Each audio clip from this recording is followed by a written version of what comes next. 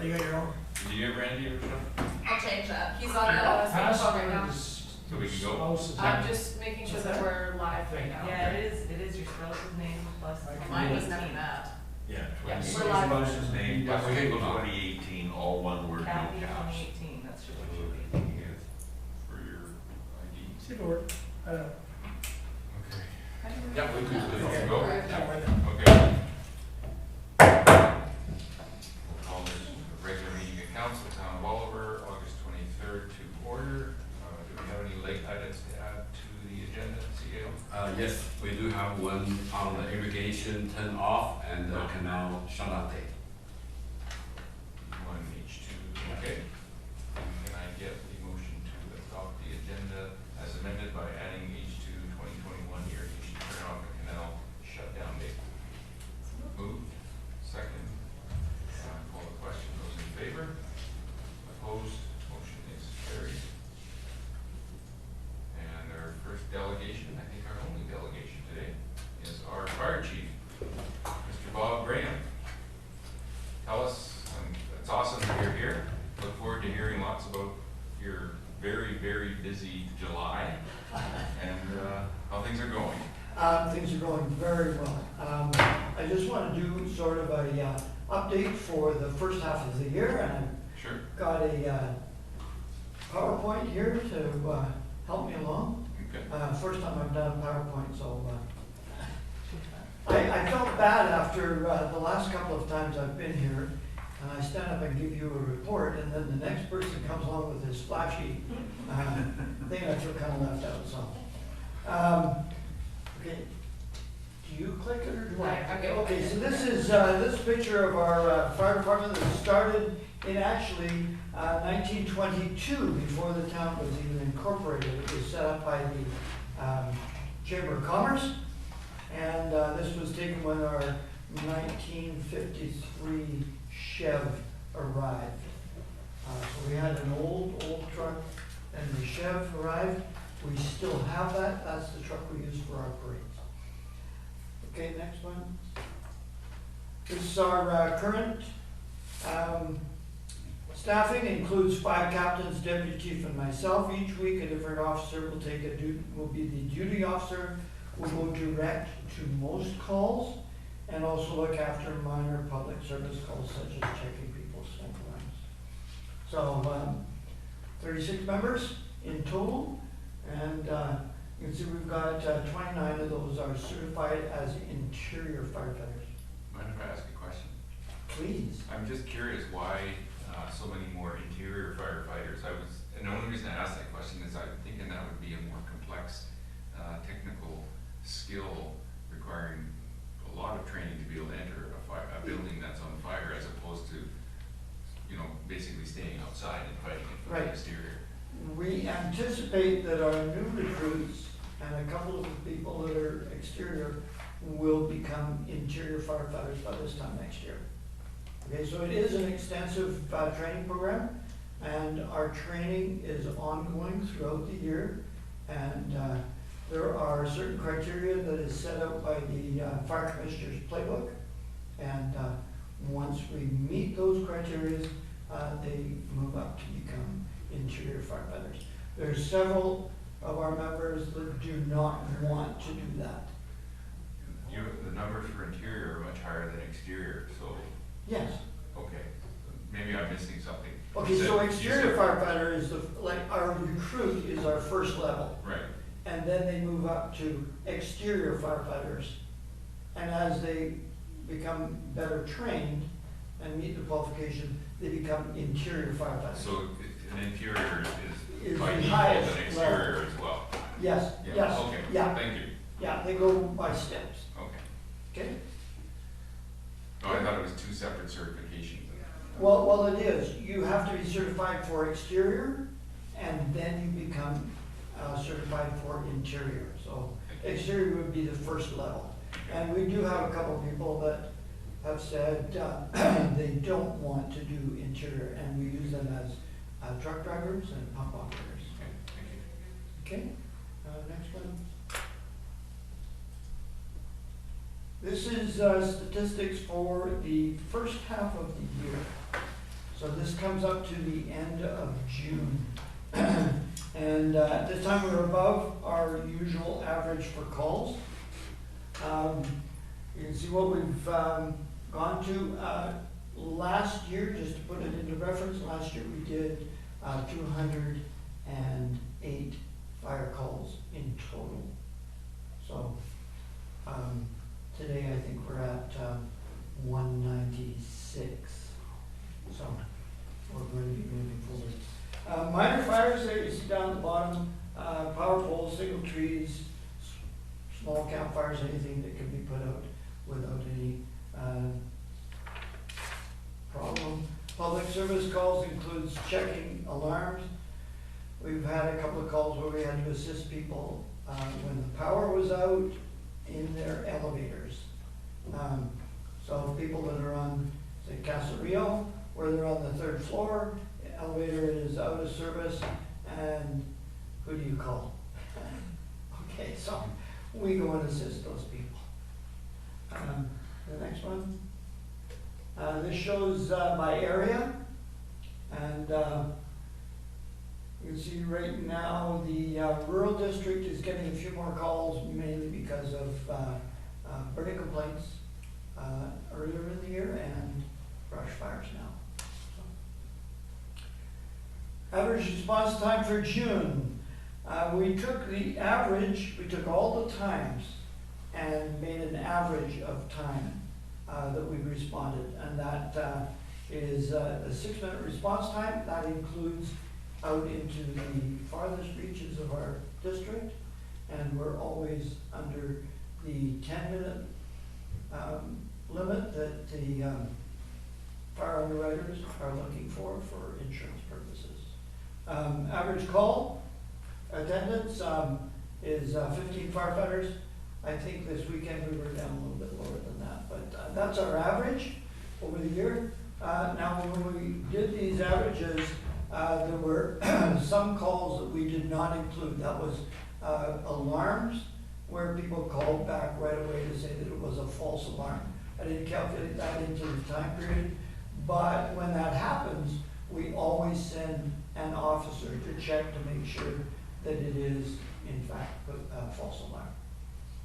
Okay? Just a quick question on the average being 6 minutes. Do you know the shortest time to the longest time? You said it doesn't go over 10, but. Yes, we don't have any calls over 10 minutes. We do have some that are 1 or 2 minutes because they happen to be very close by. Okay. Is that? So like really fast to 10 minutes, anywhere in there? Everything is under 10 minutes. Out to Calgary Lake or down to Road 22, it's under 10 minutes response time. Okay, first responders. We've had 2 first responder classes. That's for our first aid class. For the first class, we were required to hire an outside instructors. We now have our own in-house instructor. These courses are being subsidized by BCEHS, and the money we receive for doing the training is used to purchase our training materials such as practice AEDs and CPR mannequins.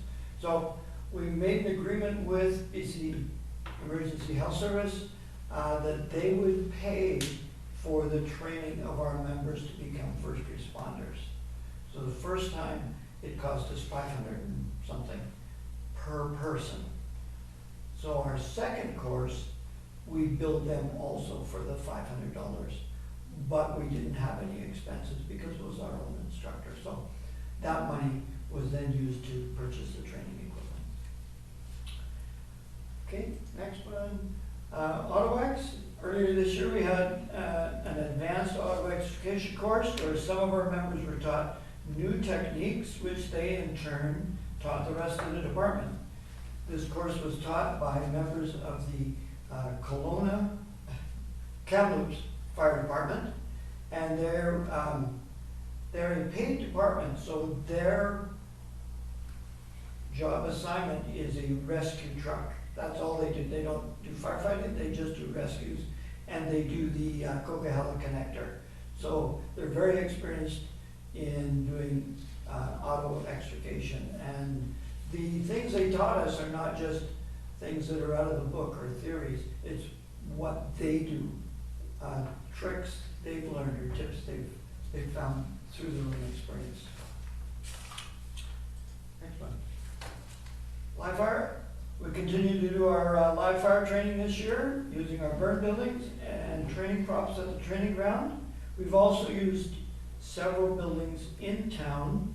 When we do that, we of course can't take a charged hose line in, so we've developed a method of using compressed air to fill the hose with air, which gives us a better simulation of what it's like to take a hose around a corner or upstairs or through doorways.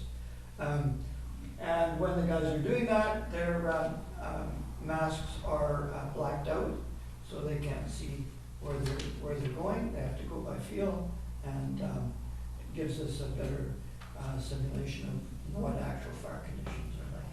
It's not like TV. It's just black. Okay. New recruits.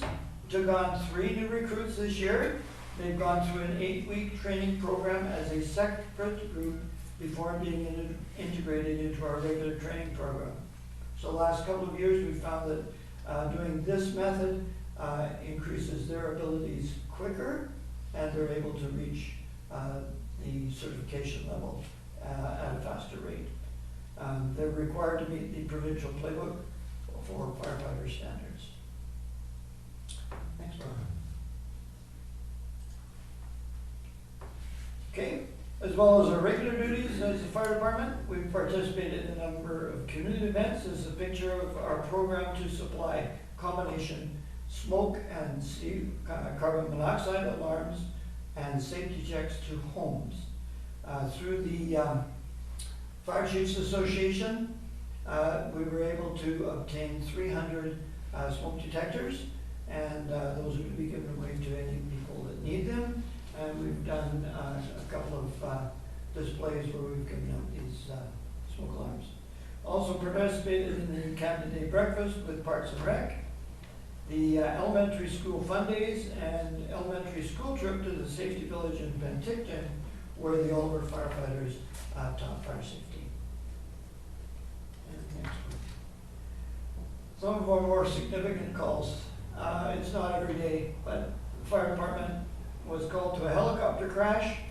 It's not a common call, and as we were responding, we're always preparing for the worst. In this case, we were fortunate that there was only a small fire that was quickly extinguished. And next. This is the start of our summer. Our first large wildland fire started at the back of a residence. You can see there. There. And progressed along Sage Road in the Soyuz Indian Band, the area of the subdivision where approximately 10 homes were under threat that our teams protected until the fire was extinguished with the help of forestry and air support crews. It was just a training for the next slide. Our biggest of the year. This fire started at the south end of Inkenny Road and moved north and then east along McKinney. We were tasked with protecting the houses first along Inkenny Road, where there was a total of 9 locations along the 8 kilometers where we had trucks and equipment set up to protect buildings. As the fire progressed northward, we moved the equipment from the southerly portions to further north in a kind of leapfrog, and then moved to McKinney Road to do the same. There we again protected another 10 structures spread out along the 8 kilometers of our protection area. During this time, the fire moved up to Shrike Hill. We were requested by the residents to assist, but it's outside of our protection area, so we were unable to do so. And at this time, we also had a mutual aid truck from Soyuz assisting us. So we were spread so thin, we had called Soyuz in to assist us, and so we couldn't go anywhere anyway. There was one area off the Inkenny Road where there were several RV homes, some of which were lost to the fire. I had to make a risk management decision that it was too dangerous for us to send a truck and firefighters into the forested area. where the fire was approaching rapidly with little hope of saving the structures and a large risk to our personnel. There is no easy means of escape, and it was not a pleasant decision. We've been requested by Forestry to provide a water tender for several days up around Shrike Hill and Mount Molly, and have been asked to send an engine to help with the White Rock Lake fire. This is a provincial program where the departments provide equipment and personnel to forestry on a short-term basis and are reimbursed by forestry. I'm sure you've all seen trucks from out of town here. Now it's our turn to go and help somebody else. Currently, through the summer, we've continued our regular training programs, which are in the summer geared to summer outdoor activities such as river rescue, embankment rescues, MBI training. As we move into the fall, our regular training will be more focused on structure fires and building rescues. And our third group will be doing their first responder course. And then we'll be looking to implement the first responder program. We're putting together advanced first aid kits similar to what BC Ambulance has. Through the first responder program, we will be called to events where there is an immediate life threat such as a heart attack or stroke, and the ambulance may be delayed. These types of calls seem to be happening more often. Last week we were at a call where the ambulance was 20 minutes away and came from Penticton. So we had to do more patient care for longer periods of time. We've sent our RFP for the new engine out and expect to have responses back by the end of September and be able to enter into a contract in early October. We're looking forward to the fall when wildfire season is over, or at least slower, and we can get back to more normal activities. It's been a crazy year with COVID and wildfires, but we'll be ready for whatever comes next. As always, thank you for your continued support of the fire department. Well, you guys have done an amazing job, Bob, and given everyone in this town a reason to be proud of you. It didn't need another reason, but the feelings and the goodwill towards the fire department just grows all the time. You guys are there to support us and support the communities around us, and I can't say thank you enough, and I know everybody else here feels exactly the same way. I just wish there was something we could do to acknowledge you guys. Hopefully we'll have the events maybe later this year, the fireman's ball. I don't know, but I think it's going to be virtual again. who knows? But it's you guys you're in my thoughts, and I don't want to speak for everybody else here. I know they want to take some time to thank you as well, but you're in my thoughts all the time. Thank you, appreciate that. Any questions? Yes. Brent Meelan? Thank you, and thank you for your presentation. The PowerPoint was beautiful. So thank you to whoever helped prepare that for you. And I do have a question. I don't even actually know if it's for you or if it's for staff or if it's for anybody here that remembers, just regarding Shrike Hill. You mentioned, and we know that they're not in the service protection area, but I don't know why. Is that a conversation that we've had at some point in time? Are they too far out, or? At this point in time, our fire protection works this way. We are the town fire department, and we have a contract with the Rural Fire Protection District to protect their structures. And we also have a contract with the OIB to provide structure protection only, not wildland. Just like to have protection, so they formed their own fire department. It has a considerable impact on your insurance rates. People up on Shrike Hill or Mount Baldy would be able to do the same procedure. They could form a community group and form a probably fire brigade, and then move it into a fire department as they had equipment and training. But we don't go on.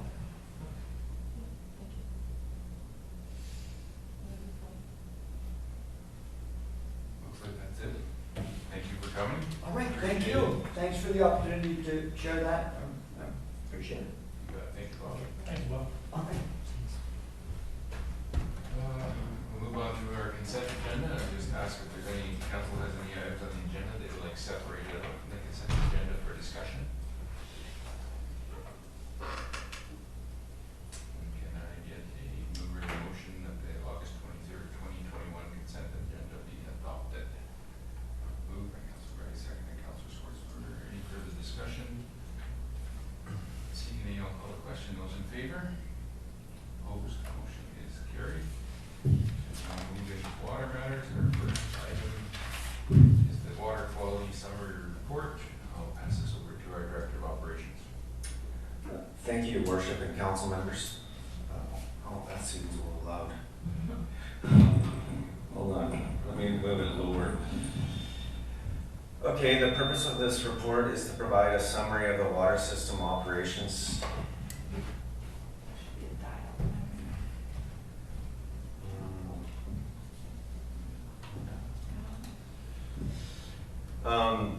The purpose of this report is to provide a summary of the water system operations by the town in the month of July. There was a lot going on in July, and as noted in the report, we have IHA's asked us to make some adjustments to our reporting and talk about water restrictions and some different information. So we've put a summary of the water systems for July into the report, and it discuss how some of our wells were down, well levels at Miller Road and Tuckanuit. And we had pumps that cut off, and we were having trouble with the pumps and sustaining the peak flows at certain times. So we just didn't allow the wells to recharge enough.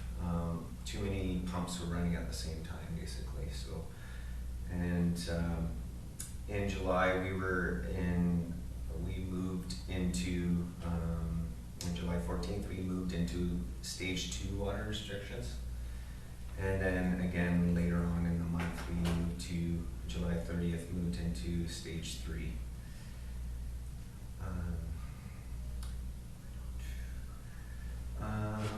We did find between July 14th and the 29th, with the implementation of stage 2 water restrictions, the domestic water consumption reduced by about 12% on average compared to the stage 1 water restrictions. So that was a positive thing. And stage 3, we really don't have enough data. Maybe that'll be reflected in August a little more, and we can see how we're doing at the next report. Oliver had 23 days out of the 31-day calendar day, or 31 days in July, with that there were temperatures of 35 degrees Celsius or greater. And we only received 1 day of rain, and that was 4.6 millimeters. So July was quite dry. It's the highest temperatures that we've seen. So what else can I add? It's mostly about restrictions, and we did ask the agriculture community to reduce by 30%. We've also, we've continued to try to educate people, and we did phone and have conversations with some of our biggest water users, whether they were institutional, commercial, or industrial. And of course, our domestic water averages, groundwater averages, were higher than this 7-year average because of the dry temperatures. And on the irrigation side, the Canal system, it was also the same. They were just above the 7-year average. And other than that, if council had any questions? Councillor Machial? Thank you. I know you said you don't have enough data yet to know percentage-wise what the change from phase 2 to phase 3 may have happened, but I'm just wondering, like visually, the well levels and that sort of thing that was mentioned in the first part of the report, have you noticed any difference? Are pumps working more smoothly, or are we still having the same issues that we were having in July? We haven't had them cut out, so, which is a positive thing. And, the well levels when running are down lower still, but not as low as they were at that, 5 to 6 feet. They're running around, 2 to 4 feet down. So there has been some improvements there. And the main thing is the pump's not cutting out during peak demand, and, which we were trying to avoid. So it has been helping. I just don't have any data on that yet, but we did check the well levels just recently. Well, I just have a follow-up, yeah, I think that's good to hear, and I don't know for sure if bylaws making a difference or not, but I think that what they're doing isn't hurting. I was at 2 different homes, one day after the other on both sides of town, and both had just had a visit from the bylaw officer within the last 24 hours, to advise them, watering their garden, whatever they were doing, whether it was right or wrong, that sort of thing. And then, not even 2 days later, they were driving through my neighborhood, I think, looking for the same thing. So just being out there and talking to people on the street, I don't think that's hurt for sure. Oh, that sounds good. Councillor Grace. Thank you, Richard. I was just gonna ask, I guess, sort of along the same lines, Councillor Ventimilla, how compliance has been, if there's been a lot of pushback, and if we have ended up having to actually issue any fines? I'm unsure of how many fines have been issued. I think we were concentrating more this year, mostly on educating as much as we could. Doesn't mean that there haven't been a couple. I mean, if people just aren't getting it or ignoring it, then, if we talked to them a couple times, then I think had enough warnings. So, but I just don't know how many have been. I know my own staff at Public Works have also dropped off brochures or quickly talked to people as well. So it's, it's bylaw and staff members, other staff members that are kind of doing the same thing. Just to follow up, yeah, and bylaw has had a really good presence, I've seen them around as well, but I just wanted to comment that it is possible to have a green lawn following these restrictions. Just by keeping your grass a bit longer and watering a little bit deeper, watering in cooler parts of the day, I can't really see any difference. Just I feel like we're onto something now, and we'll probably just water like this anyways in the future, so it can be done. Councillor That's all. Machial. It's exactly what I said last time, education. Because if you water at night and you water for more than an hour, your root system will hold for a week without a problem. I mean, just curious if there's more water, if fisheries is starting to cause more of a release, and is that having an impact at John? I haven't heard of fisheries allowing more water through yet for the fish travel. I mean, it's getting to the end of August, that's usually when the salmon start to release. Yeah, we're gonna start seeing that. If they may have started that already, but I haven't noticed it. No one's brought that to my attention. Yes, sir. Councillor Mass. Just to give some information on that, I have a friend that works for fisheries. There's a large contingent of fish on the American side behind the Wells Dam in a deep pool. There are about 12,000 fish that have made it to Osoyoos so far. The biggest problem they have right now is that when Okanagan Lake was lowered in anticipation of flooding in the spring, the spawning beds are very near the shore and most of the fish died. So this year, there's virtually no kokanee from last year's spawn.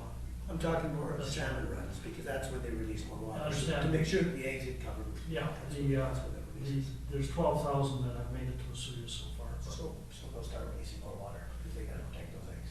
Yeah. the idea now is to lower the water in the fall rather than in the spring, so that the salmon spawn at a lower level as opposed to higher level. Oh, that's. Yeah, I read that story today. Councillor Schwartzberg. Thank you, Worship.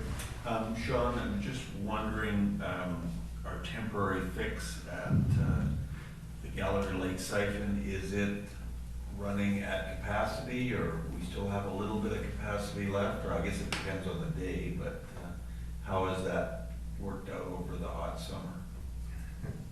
But we were at capacity for a little stretch there for a while, but I would would say almost capacity.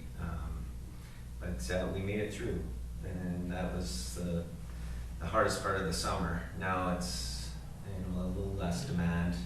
A lot of soft fruit are off the trees, so yeah, it should be okay from here on out. Councillor Patterson. You mentioned that we've asked agriculture to cut 30%. Have we seen anything that indicates that they've cut any usage at all? Unless I look at all the data, and all the, I couldn't really answer that right now, yeah. That one's a hard one, because irrigation's not metered, but you can only see the overall consumption. Do we not measure anything that comes into the canal, like cubic meters or anything? Acre feet, whatever? We do, we have that, but, I mean, considering, like, looking at the July report, so the whole month of July, which is probably the the hottest month on record for this area, we were almost equivalent to some other years. So overall, it didn't spike to be the highest consumption use, even compared to 2015. It was just a little bit more than 2019. And so overall, I think everyone did a pretty good job considering how dry and hot it was. Councillor Machial. We've got charts in our pump houses so that we compile information with retail. Yeah, we have SCADA So too. we'll be able to look at that later once that's all compiled. Yeah, we have what the pumps are doing. We have all that data, and data is included in the tables. And if you look in the report, we have those consumption pieces, and it'll even compare to previous years. And I mean, looking over, we'd have to look at the end of the summer to see how we did June, July, and August, and see how it was working, and whether the stages were helping at all too.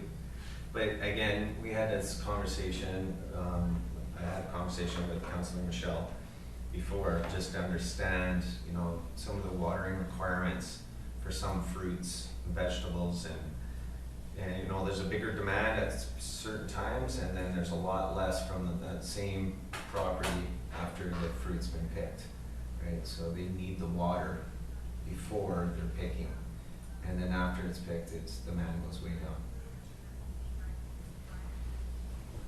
Thank you, Director. Any other last questions for the Director? With the report. Moved. Second. Second. Any further discussion? Seeing any, I'll call the question. Those in favor? Opposed? Motion is carried. Moving to item 2, 2021 irrigation turnout canal shutdown dates. Pass this over to our Director. Thank you, Your Worship and council members again. Purpose of this report is to determine the irrigation turn-off date for the 2021 irrigation season for agriculture customers using pressurized water from the Oliver irrigation water system. And it is also to determine the canal cease diversion date for the end of the agricultural season, so shutting the canal down. I apologize for rushing this on the agenda. I forgot that there was a council meeting canceled in September, and I would have probably brought it to like a mid-September meeting, but in case it is canceled, I thought I'd rush it on here. So staff is proposing irrigation turn-off Tuesday, October 5th, 2021, and canal cease diversion on Tuesday, October 26th, 2021. An alternate date, if council thinks that that's a little too early, that after the Thanksgiving long weekend, October 12th would be the irrigation turn-off date. The canal diversion can't really change too much. I did talk to our operators. It can move one day further. It could go to the 27th. After I wrote the report, we had further discussions about that. So I'll just quickly go through this.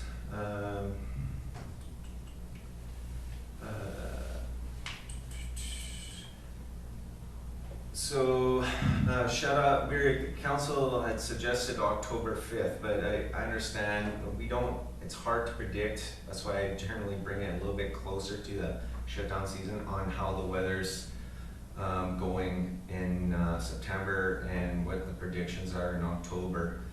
From what I could gather, and it's always a crapshoot when you're looking at forecasts that are a month, 2 months out, that September and October are looking to be a little more around the normal ranges on the highs and lows.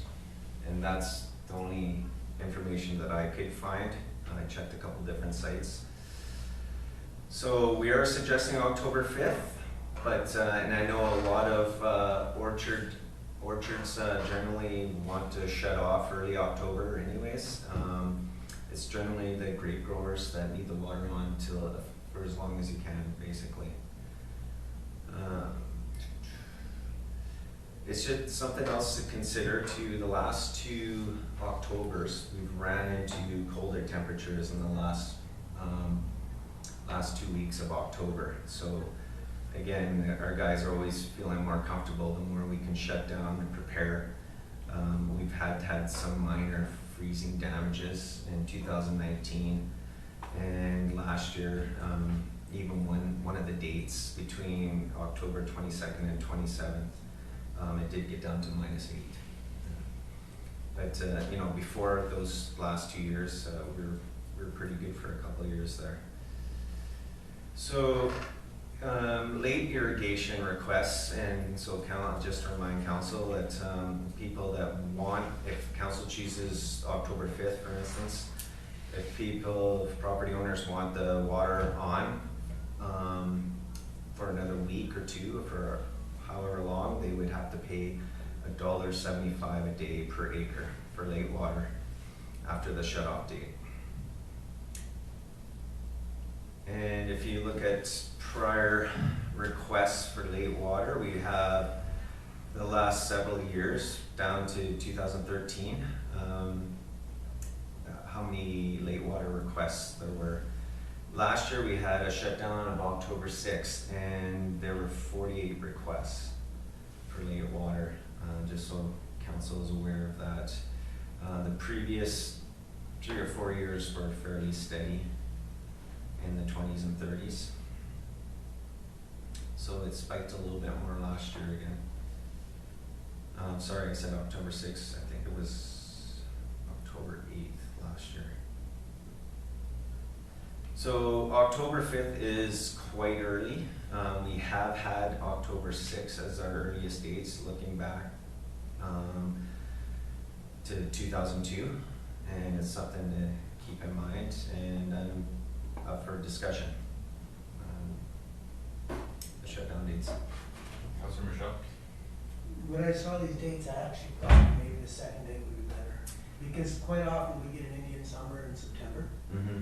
and it can be 30 degrees at the end of September. And I mean, if you're shutting off like very early October, it can be really quite hot after. I prefer to see the 12th, unless you can tell me that we'll set it as the 5th and be flexible.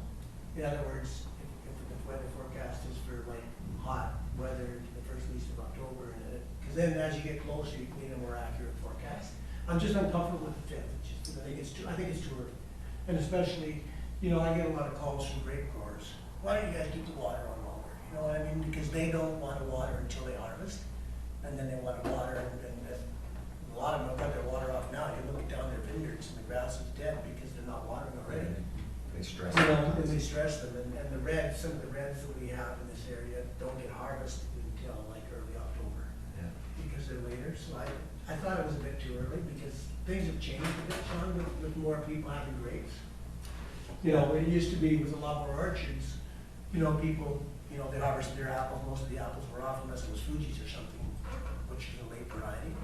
With so many people with grapes, I get a lot of comments as to why do you guys shut off so early? Why do you shut off so early? Why so late water? And it probably doesn't affect us unless we get a really early freeze as far as pumping, because people don't water, they're not flogging the water at that time of year. They're just gonna water once the grapes are on. I prefer to see the 12th, unless you can tell me that we're gonna remain pretty flexible, and if it's hot, change that. Yeah, another alternate, when I talked to my staff, just at the end of the day before they left, they did say, we should be flexible. Yeah, it's hard to predict this far out. So, I mean, if the 5th was chosen, we could move that to the 12th, or, it's easier to extend it than it is to move it back. You know what I mean? Like so it gives, what happens, it crams everything in the last 2 weeks, and then everybody's just full tilt trying to get everything shut off, and then the canal's right after, and winterizing and everything else. So we're more than flexible, and we do have a council meeting on the 27th. Generally, that's a little too late to advertise. That's why I wanted to decide today, but come the 27th, we would know how the weather is, and we could do the social media blitz and our website, try to put it out there if the date changed, but that's another option. So if you do choose the 5th, we could still be flexible, or we could just go with the 12th. Councillor Machial? My initial thought when I read the report, aside from it being like a jam-packed 2.5 weeks of shutting everybody off and then taking things down at the canal, was exactly the same as Councillor Machial's, that the 5th seemed pretty early.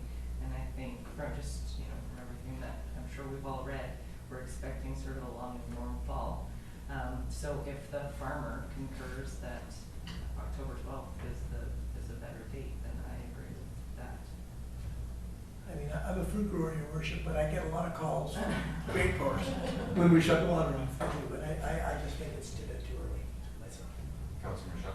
Or sorry, Councillor Madison? Thank you, Your Worship. I tend to go with the administration that the 5th is the best date, which gives us the flexibility to move to the 12th if required, based on circumstances. Once we choose the 12th, we lose the flexibility to come back to the 5th. So my preference would be to remain at the 5th and retain our flexibility. I don't disagree with that, your worship. That's why I asked the question.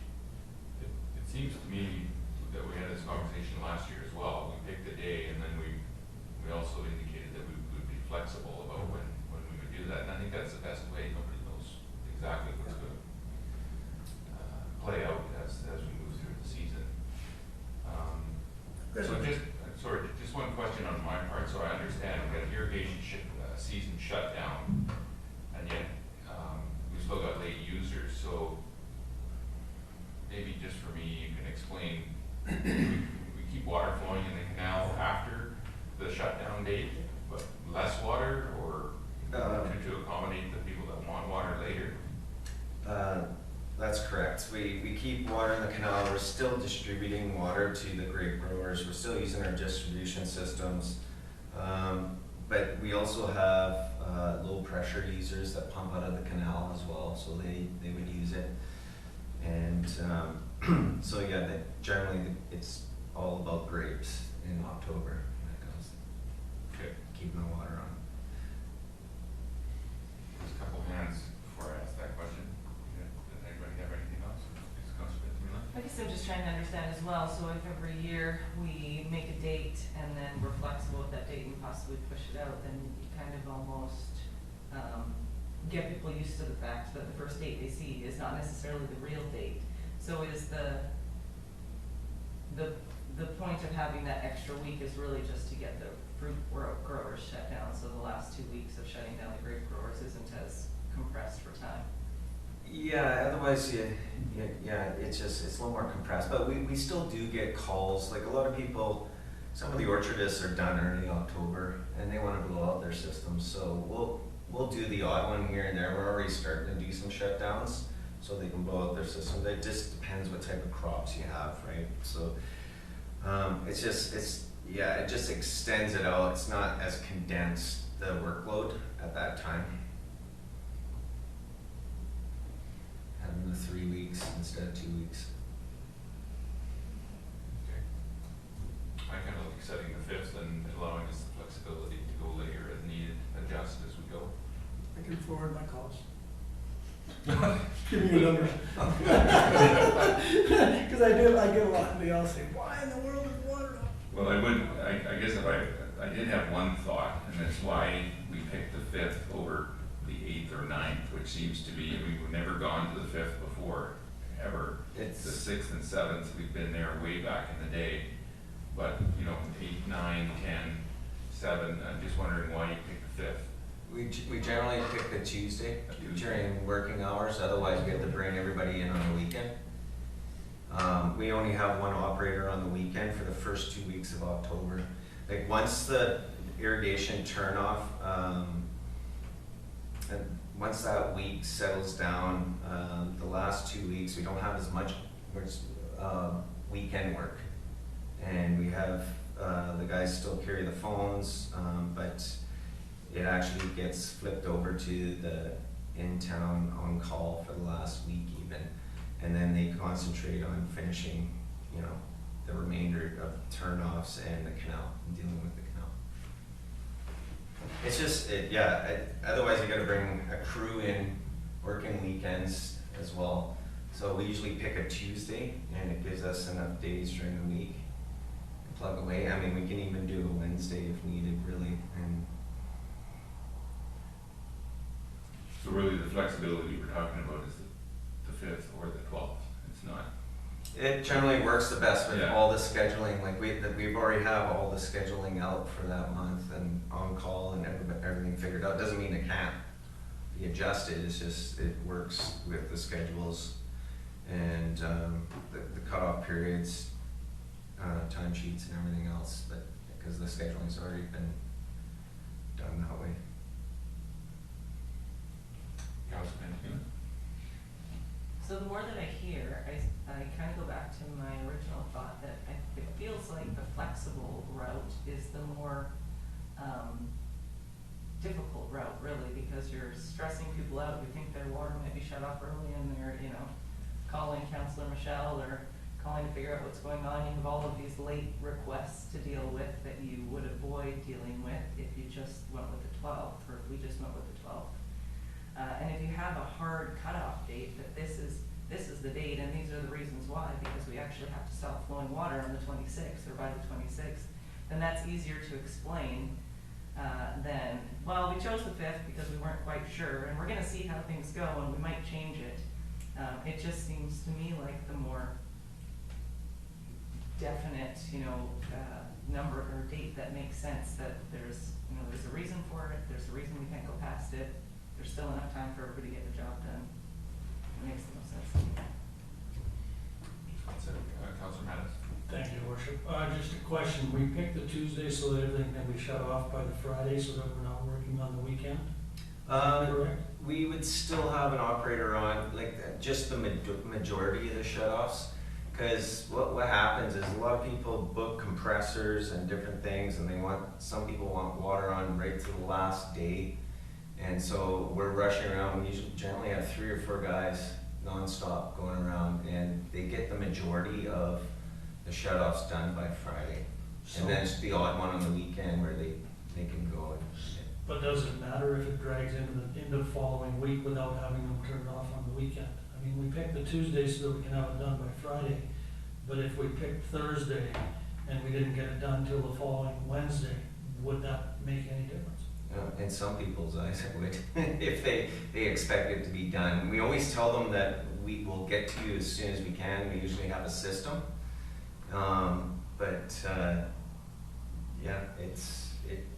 It is what it is. It takes several days to really go through and shut them down, and then people want to blow out their systems right away. So we do the Tuesdays so that we can be done by the Friday so people can rent and. That's right, because we only have one person on the weekend, working on the weekend, and they would, unless more people join them, they'd be running around. And we have no staff taking the calls, and the phone would be ringing nonstop, and you wouldn't get anything done. Councilor Machial?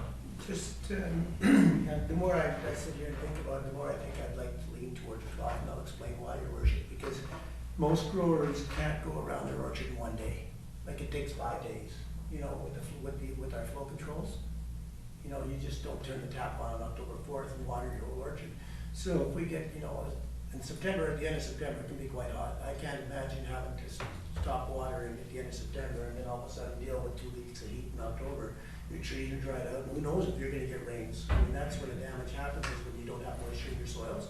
So I think I am actually leaning more towards the 12 now as we discuss this, because I know that you can't go around your orchard one day. I mean, you know, there are years where, you know, I mean, you're harvesting, and then once again, we're talking grapes, but even apples and stuff, there's still apples hanging on the trees at the end of September. So I'd actually like to move the 12th and see if, float that idea, so I'll move that. Second. Do you want a motion? We got that there.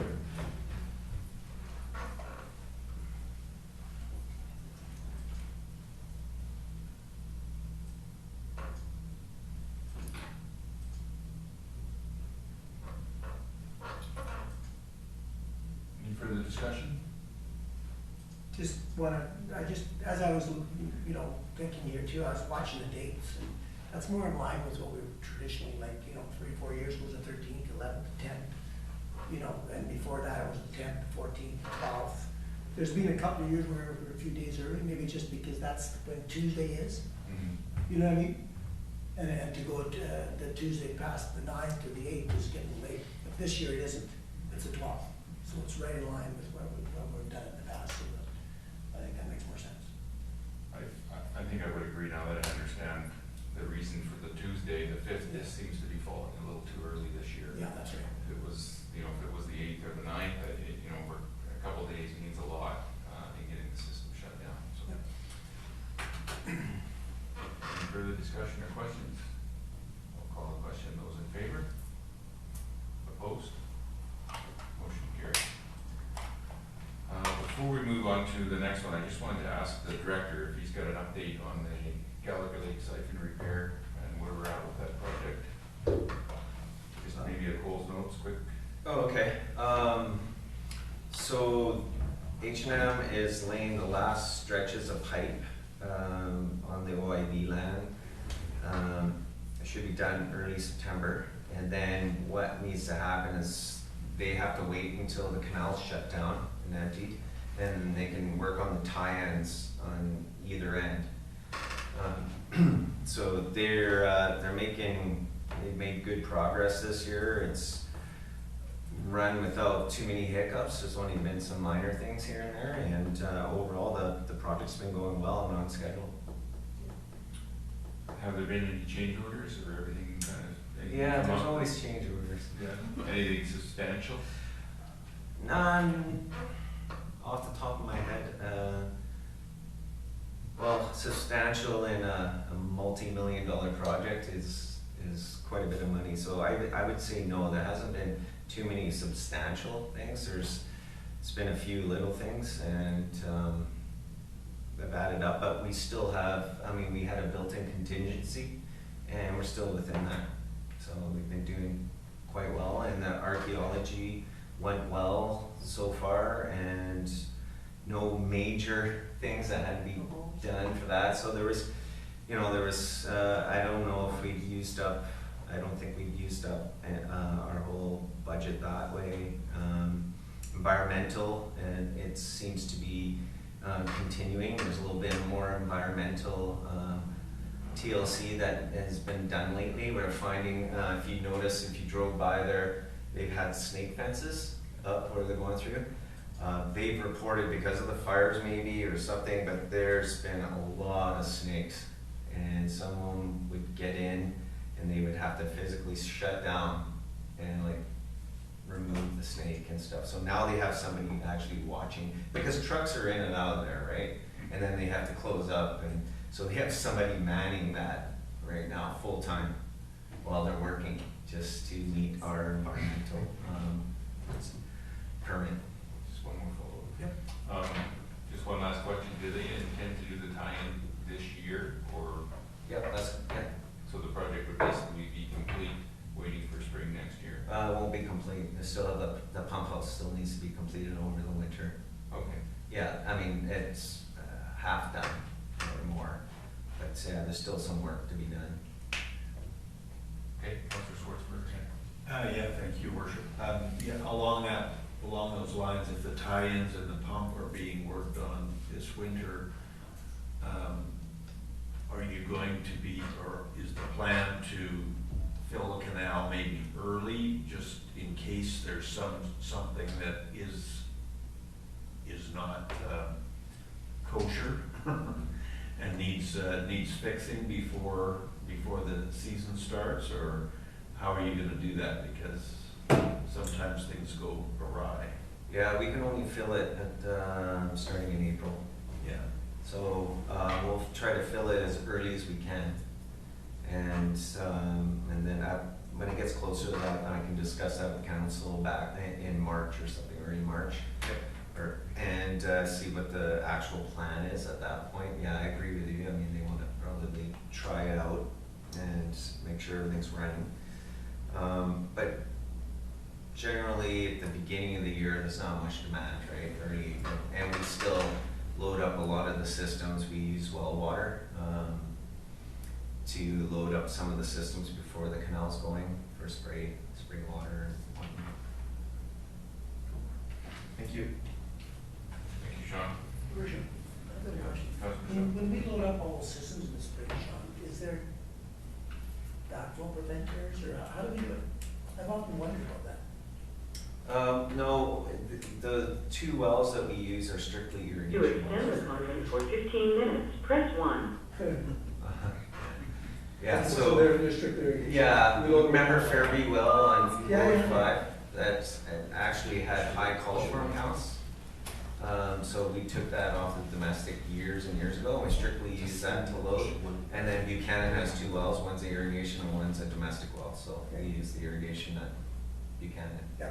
And we load the lines up Yeah, there's as much as we can. no danger of cross contamination, I guess. All right, move on to item 3, the 2018-2022 strategic plan second quarter update. Pass this over to our CAO. Thank you, Your Worship. So this is for the second quarter. So department manager did have a meeting to update the status. And I just add a little bit of the list. I have been able to meet with all the town staff and organize the regular meetings. Also be able to meet most of the stakeholders. So now we are going to have a session with council to review the strategic planning. I think that's coming up very quickly. Thanks. Any questions for the CAO? Then can I get a mover in the motion that council receive the 2021 second quarter, 2018-2022 strategic plan and department updates for your information? Councillor Schwartzberger, Councillor Rice, any further discussion? Not seeing any, I'll call the question. Those in favor? Opposed? Motion is carried. And we'll move on to item 4, water utility leak adjustment policy. I'll pass this over to our Chief Financial Officer. Thank you, Your Worship. The purpose of this report is to request council to review the water utility leak adjustment policy due to the drought conditions experienced in recent months. Council had reviewed this policy in May when the leak notification letters were changed from going out monthly to quarterly. But with the drought conditions and stage 3 water restrictions, I thought it would be good to bring this forward. Over the last 4.5 years, there's been 26 adjustments with just over $40,000 in revenue lost. And I would say that perhaps this education period is over. We now have the ability to put notifications on the online utility portal monthly if there's a leak that people could check. We can also put a notification on their quarterly billing. So there really isn't a need to send out quarterly leak letters as well if people are paying attention to their accounts. So I would ask that we rescind this policy so no refunds can be claimed in the future, starting with 2022. And that we also read the meters monthly rather than quarterly, so we can keep that information updated. And this also transfers the responsibility to the property owner to monitor for leaks and ensures good maintenance practices rather than us babysitting the customer.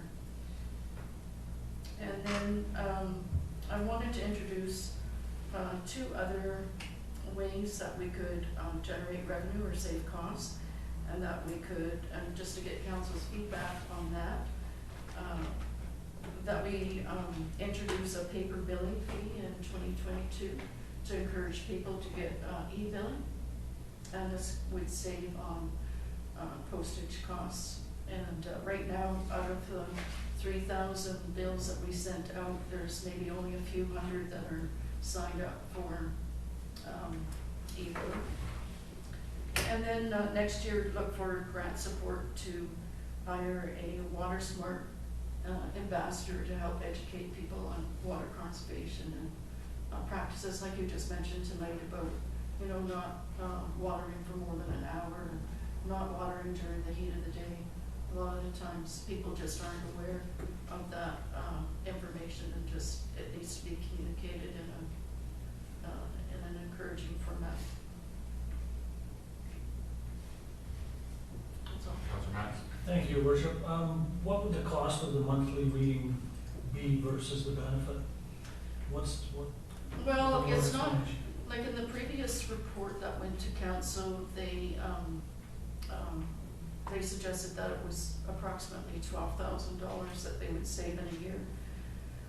And most of that's labor, but, you know, we have a full-time utility clerk who does the read, so it's not like we're saving money by having him not do the reads on a monthly basis. We're just, his time is just going elsewhere, right? He's still getting paid for 35 hours a week.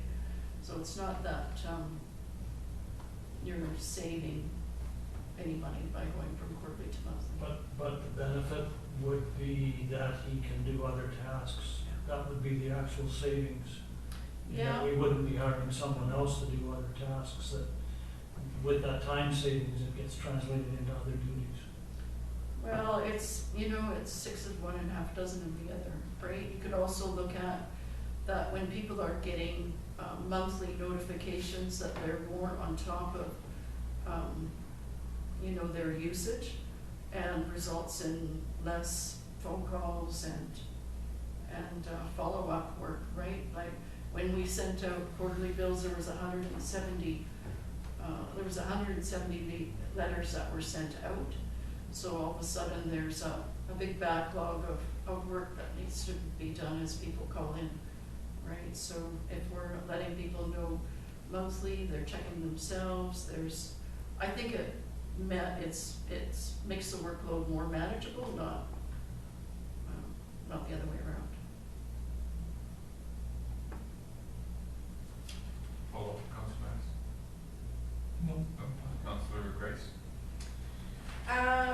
Thank you, Your Worship. So a couple of thoughts, just jumping ahead to the e-billing. I like the idea, but my concern is just the demographic of our residents, and I think there's probably going to be a lot of people who are not online, and so to I don't want to say punish, but I mean to charge them a fee for something that they're maybe unable to do causes me some concerns.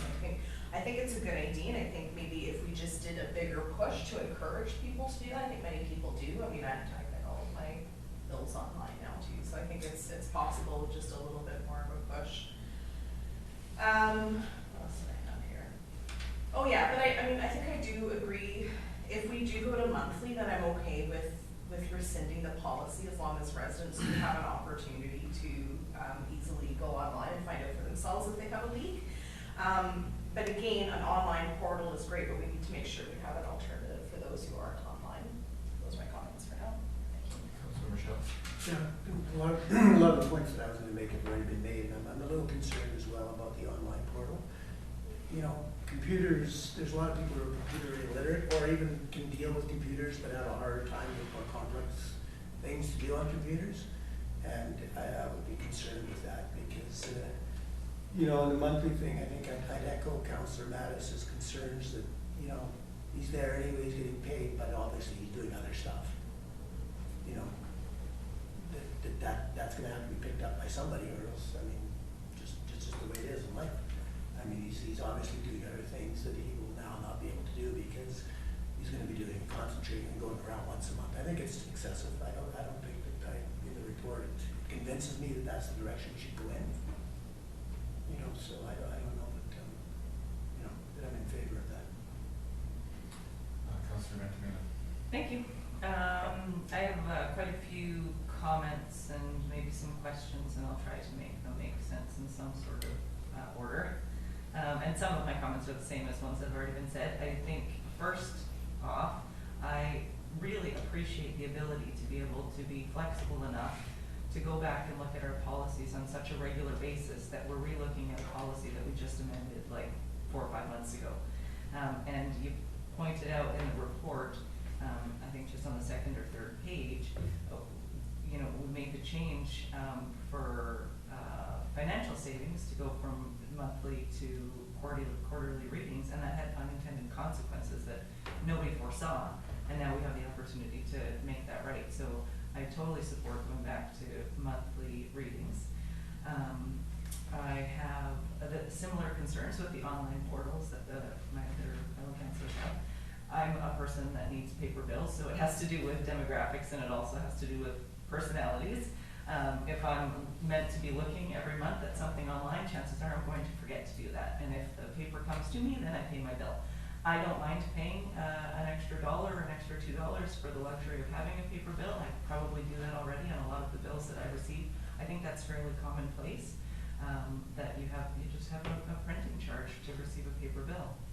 And I don't think that that's abnormal, and I don't believe that we get a lot of pushback on that. And I do think that it would encourage those that might be just a little bit slow to uptake the portal, that are comfortable doing so, to migrate faster. I think I had one more comment. As far as dropping the letters, I like the template provided, where in bold and in red, it indicates that, you know, this person had it continuously detected every day for the last 35 days. I think if you're receiving that notice, either in paper form or online, that's just as effective as receiving a separate letter when it's highlighted in a different color. So dropping the additional letters, I personally don't see any problem with that at all. But I do like the, I think I understood in here that that there's like quite a decent amount of time that people are given before they have to repair if there is a leak.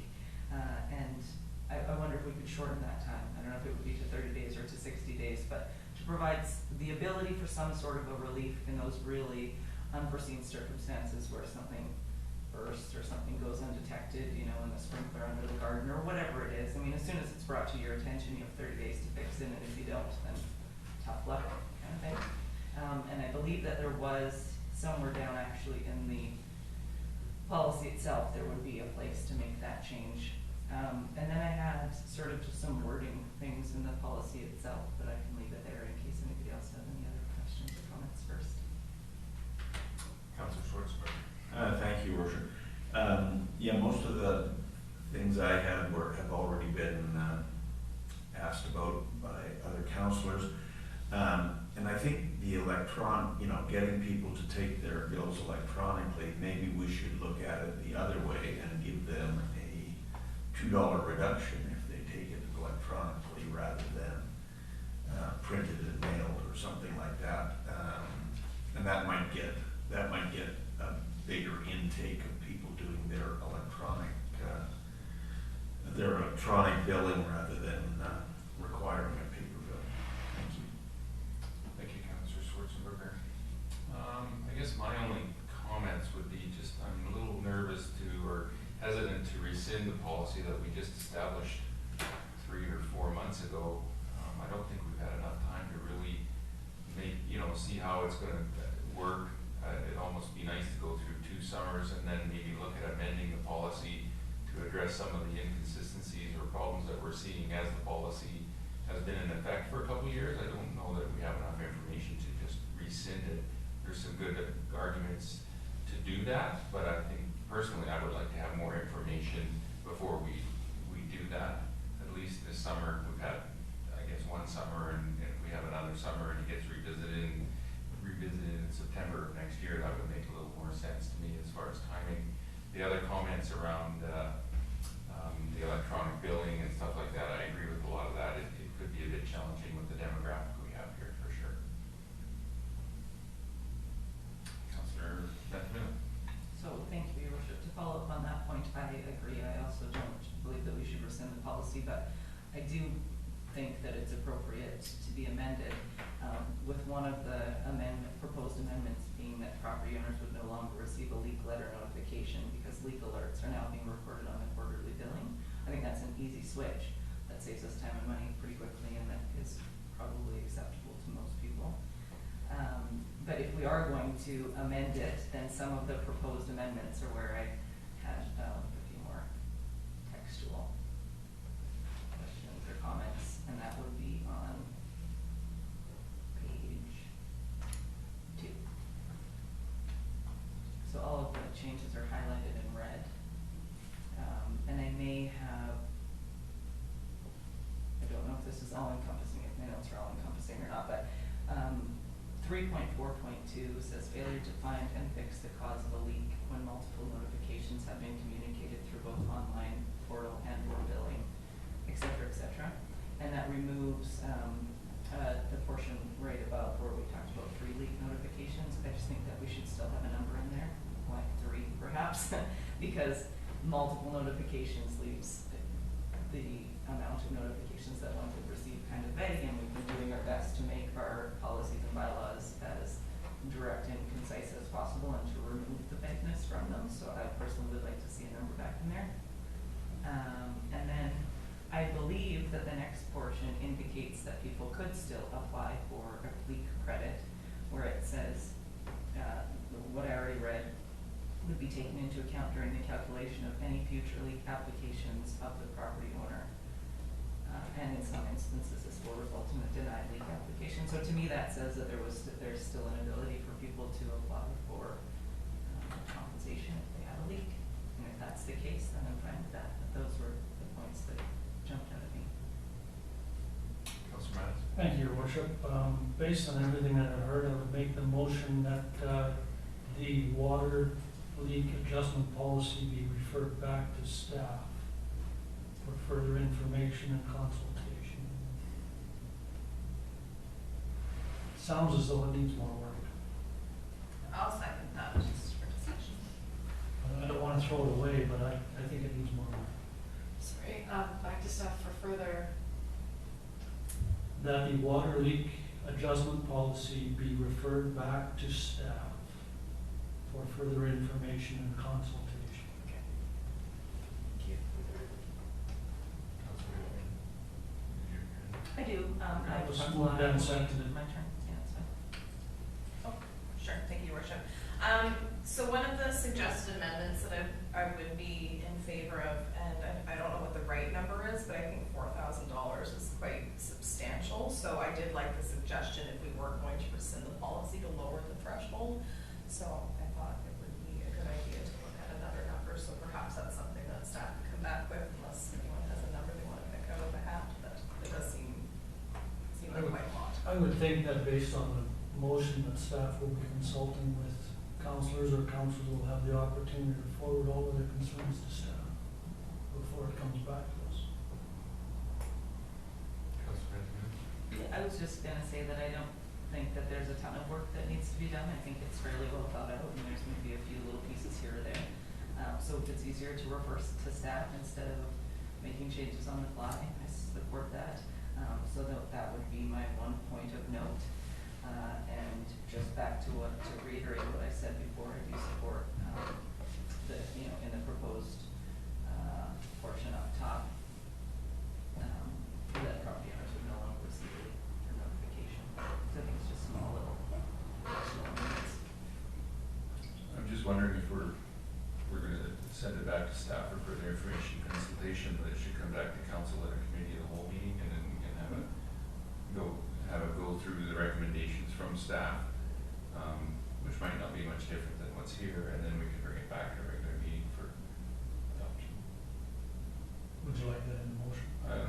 change. Yeah, I think that would, Rochelle, could we add to that motion then? And at the end, it would be, and that it be brought back to council at a future committee of the Yeah. meeting. You comfortable with that? Yes, that's. Councillor?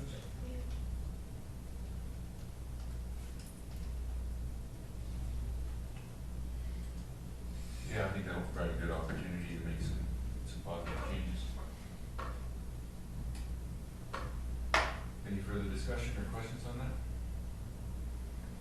I will call the question then, if anyone, and all in favor? Opposed? Motion is carried. Councillor Sidhu, are you online still? Maybe not. Anything to report this evening, Councillor Machial? Just this evening's meeting, I got a question if I could, Your Worship. Absolutely. Talking finances. You know, with all of the water restrictions, I'm just wondering if the finance department is looking at how that will impact our revenue. Because we charge by the cubic meter. You know, it's great to have water restrictions and everything, but when you're running a business where you're bringing money to pay the bills, if nobody uses water, we're not gonna have any money. I'm just curious if you guys are looking at that. Yeah, yes, we are, and that's why a component of the billing is a base fee. You know, 100% of the billing isn't coming from consumption, just to make sure that you bring in a set amount of revenue. So, In the future, I've often said that maybe our base fee should be a little higher, because, you know, when you're running a business, you wanna make sure that you know. Cover expenses? Yeah. Because, you know, there's a different way to look at that. Because the rates will go up, but they'll never go down. Yeah, I mean, if not, then we're gonna have to jack up our cubic meter rates if all of a sudden, you know, it becomes a trend, because we still gotta collect the revenue. that's why we never say, lower your consumption and save money, because as soon as finance sees that, switch the rates on you. Selling water. Balanced budget, anyway, that's Very good. Thank you, Councillor. We'll move on to development permit variance permits. Development permit amendment for 937 Spillway. Director of Development Services, are you online? Yeah, I think you can hear me clearly, Mr. Mayor. Yes, absolutely. Thank you, everyone. This application is seeking approval for an amendment to existing DP with variances 2018-27 in order to revise the existing site plan and building elevations for the townhouse development at 937 Spillway Road. The subject development is located adjacent to Casa Rio and across from the South Okanagan Hospital. On March 11, 2019, Council approved DP 2018-27 for a 28-unit townhouse development consisting of 7 4-unit townhouse buildings. This permit also included variances to amenity and parking spaces. The development will consist of 7 phases, with Building 1 currently under construction. As the development has progressed along, it has since been realized that minor adjustments to the plans are required in order to address unanticipated site constraints. The applicant is proposing several minor amendments to the approved DP, which includes modifying the driveway entrance, relocating the garbage and recycling area, repositioning the Phase 2 building, modifying building material type, and replacing front patios on Phase 1 and 2 buildings with raised landings. These items are a departure from the approved development permit drawings, thus a DP amendment is required.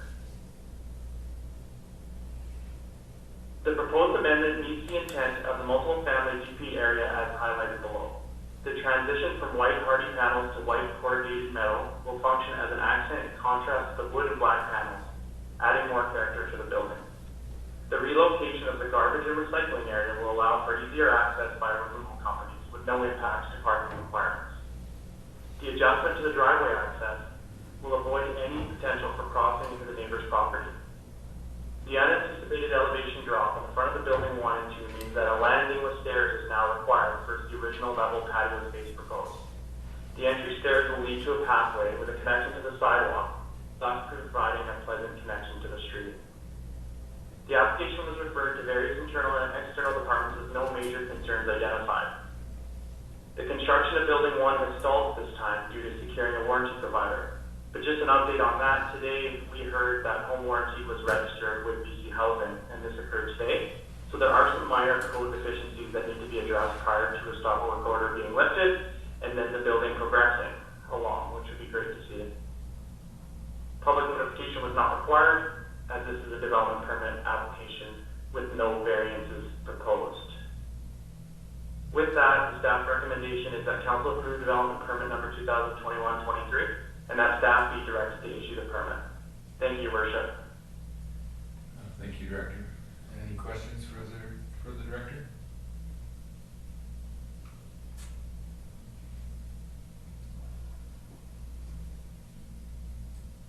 Hearing any, would anybody like to make a motion?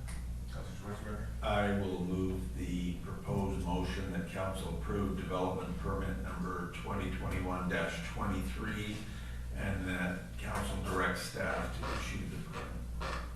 Moved. Second. Second, Councillor Bryce. Any further discussion or questions?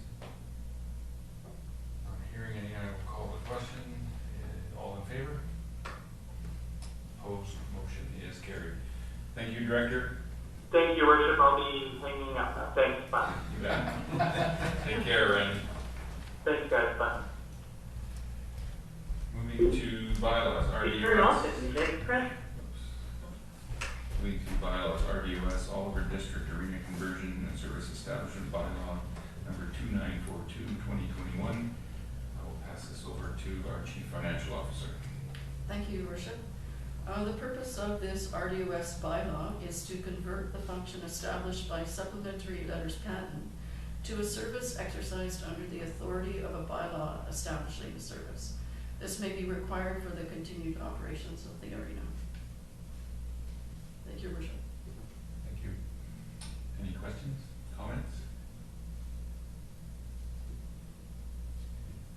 I have a motion that the Town of Oliver Council consent on behalf of the electors of the Town of Oliver to the adoption of the Regional District of Okanagan, Snoqualmie, Oliver, and District Arena Conversion and Service Establishment Bylaw number 2942-2021. Can we get a mover of that motion? Moved, Councillor Miller, seconded, Councillor Schwarzenberger. Any further discussion or questions? Not seeing any, I'll call the question. All in favor? Opposed? Motion is carried.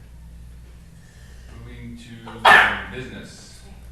First item, revitalization tax exemption application 221 Maple Avenue. Pass this over to our Chief Financial Officer. Thank you, Your Worship. The purpose of this report is to advise council on the current status of the revitalization tax exemption application received from 101047422 Saskatchewan Limited, as well as to provide council with next steps to move this application forward. There's also, when I was reviewing the revitalization bylaw, it was brought to my attention that we should also, at a future meeting, bring this bylaw forward to update the baseline wording, because the baseline wording can't be applied in BC assessments. So we'll have to reword that into a formula that BC assessments can use when calculating the exemption. That's all, Your Worship. Thank you, Chief Financial Officer. Any questions for the Chief Financial Officer? Councilor Mattis? Will we require a motion for that second part? No, would you like a motion? I think a motion would be good, actually, I'll bring it forward at a future meeting, and then the motion can be made. Yeah. Councilor Miller? No questions, just a comment, really. I'm happy to hear that it's coming forward, because when I read this exemption application, I thought, that's exactly what I thought. Oh, we need to have a look at that again. This is for the industrial area, and obviously we provide exemptions for the industrial area, but that's probably a conversation that we want to have again. Worth the conversation anyway, being that a revitalization tax is something that, you know, we're using to try and encourage development and revitalization in strategic areas.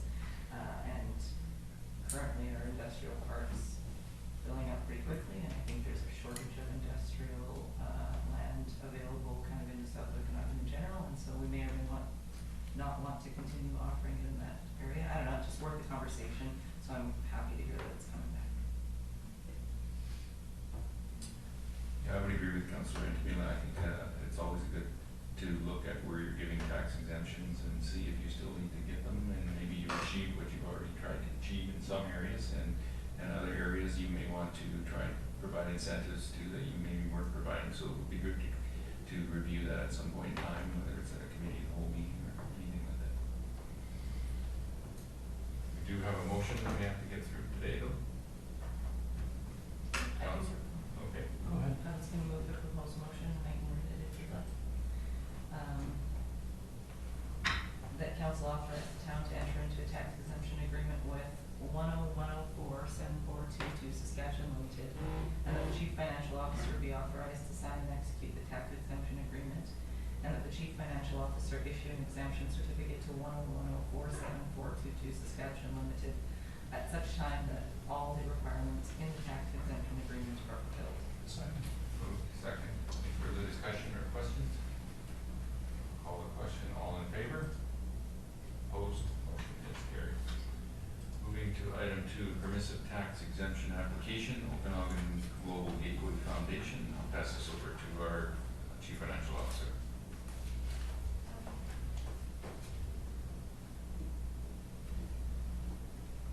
Thank you, Worship. Sorry.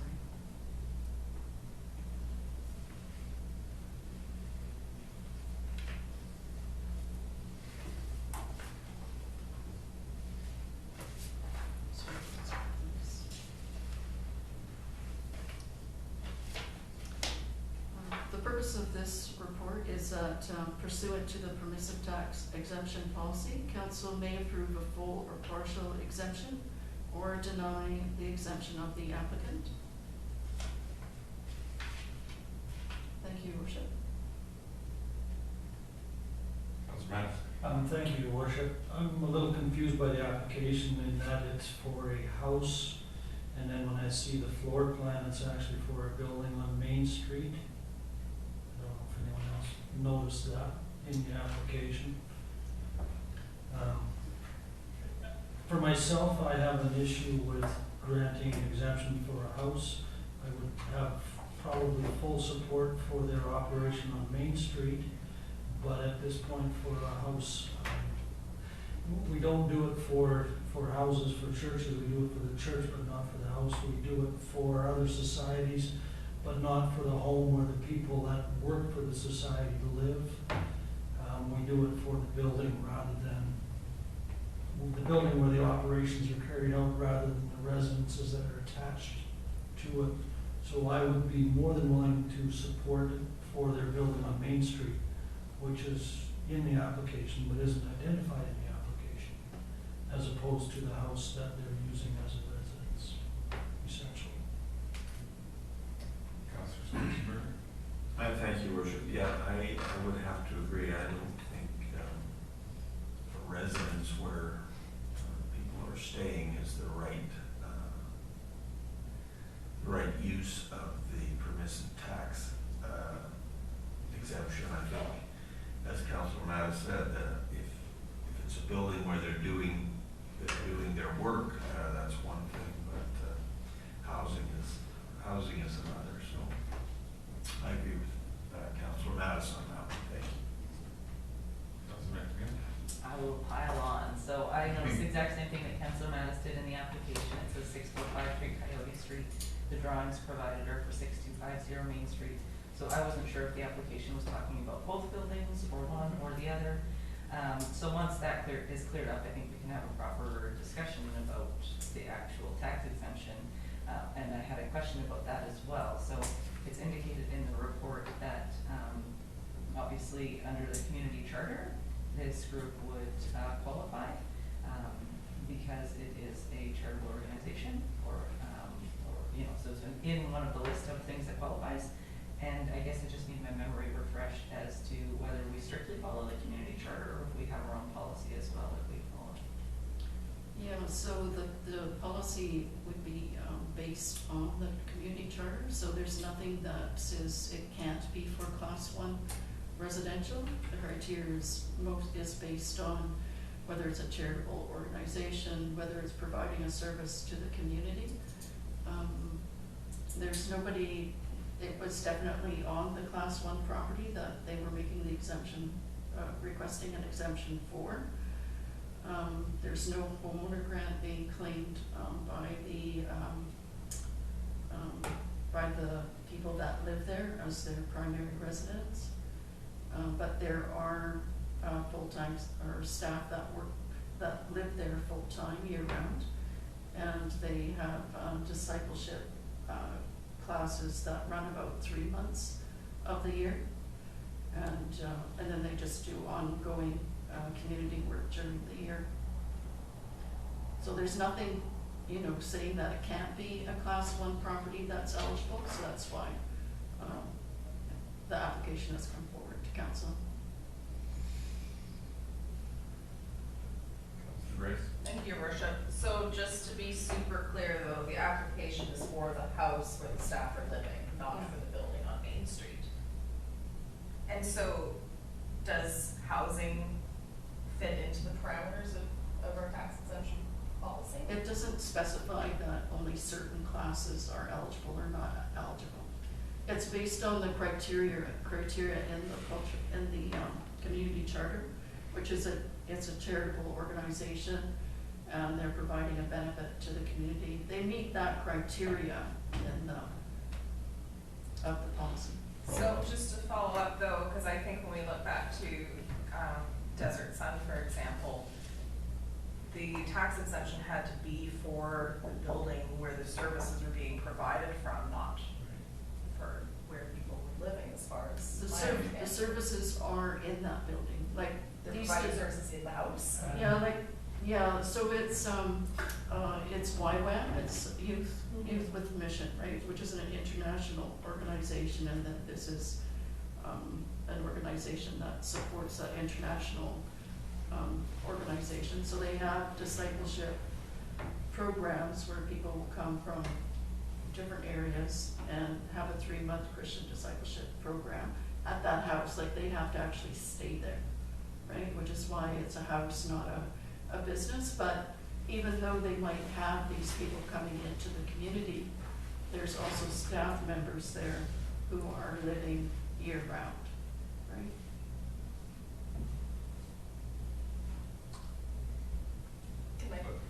So I guess for me then, I would need more information about what services are being, or what they're doing in the house. Like, if they're just sleeping there at night and living there, then to me that doesn't fall into our policy. But if they're doing maybe some kind of programming or something, then perhaps I think I would need a little bit more.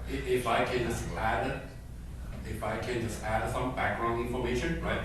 So when you look at this organization, basically have 2 different services.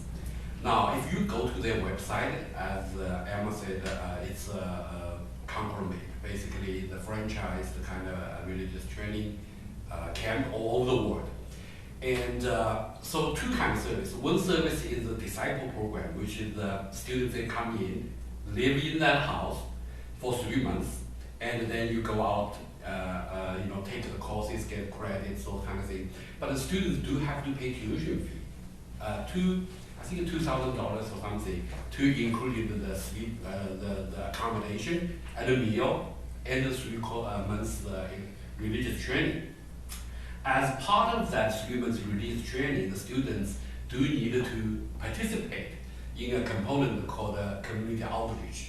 So they have mentioned a few examples, helping the seniors, clean their house, and go some food bank, help a little bit on the Wednesday, the second-hand kind of exchange kind of thing, beside the food bank. Also participate some community event. They go there to volunteer, hand out a sandwich, right? So that's part of that religious program. And the outreach is the students will go outside to the community to participate in those programs. So technically, those, if we look at from a community benefit, does not take place in that house. Councillor Matt. Is there a fee for this application? So I think, Ed, mentioned that there's a fee for the. No, for this application? For this Oh, application? no, no. Okay, that was just one question. Yeah. As I go through, again, looking at this, I see that there is a classroom in the downtown location. So I'm assuming that that's where the training takes place, that the house is just that, it's accommodation, it's a house. So I go back to my original position that I would certainly send it back to staff and they could consult with the applicant to rewrite the application. But as it stands, I can't support it. I'll weigh in. Hopefully that can make sense. I'm pretty stingy with tax exemptions, for sure. And for me, I really need to be seeing that the dwelling and the improvements to the building are where the service is being provided, such as a church or whatever. The house clearly does not meet that in any shape or form. The building on Main Street, I need to know what's going on there.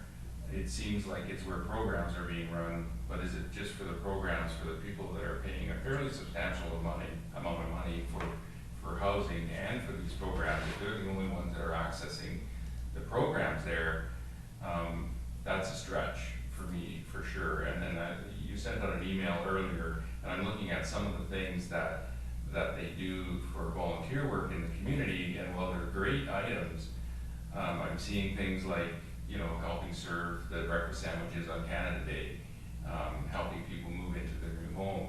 These are all volunteer activities that a lot of people in our community, it's one of the greatest things about Oliver is the amount of volunteers that work here. I'm not seeing this as, I'm seeing this as really a stretch, going out into the community and offering this stuff, and how consistent is it gonna be? It seems like it'll be up and down. And so I'm not seeing a really good connection with the benefits to the community to be able to get a tax exemption. For sure not on the house, and I would have to see that there's something more going on the building on Main Street where people in the public are coming there and getting some kind of service or support, as opposed to students going there and getting their programming. Those would be my comments for now. Councillor Schwartzberger. Thank you, Your Worship. Correct me if I'm wrong, but do they own the building on Main Street? I don't think they do. I think Yes, they just they do. rent Yes, it. they do. The organization owns that property. Oh, the global whatever. That's correct. Okay, yeah, I mean, when we issue a tax exemption to somebody like the Legion, we take away the part that is the canteen or the business part of that. So I believe it's going to be very difficult to determine what part of the house where all these people live shouldn't be, in my opinion, shouldn't be subject to a tax exemption from the part of maybe the outreach part. So I'm starting to fall more into line with, you know, they can apply for an exemption for downtown if they don't have one already, maybe they do. But the house is going to be really difficult for me. Thank you, Your Worship. Thank you. Councillor Benjamin. Thank you, Your Worship. Currently, for me, and I think for everybody, there's just a bit too much confusion with the address being one thing and the plans provided being another. Once that's, again, back to my original comment of once that's sorted out, maybe we can have more of a discussion about what exactly is happening in each of the spaces and what exactly is being applied for. I mean, in my mind, they are a charitable organization. I think there's no doubt that they provide service to the community and they're teaching service. I mean, that's what they've told us they're teaching, which is of a current and future benefit to this community and the broader community. So I think there's a somewhere that they fit. I just don't know exactly where that is, and I think that we need more information to make that decision. Councillor Matt. Thank you, Your Worship. Just to come to that point, yes, they are teaching, but they're not teaching local residents. They're teaching paying customers from other places. Councillor Benjamin. I think we need more information. Oh, absolutely. basis, I would make the motion that council deny a permissive tax exemption to the Okanagan Global Gateway Foundation.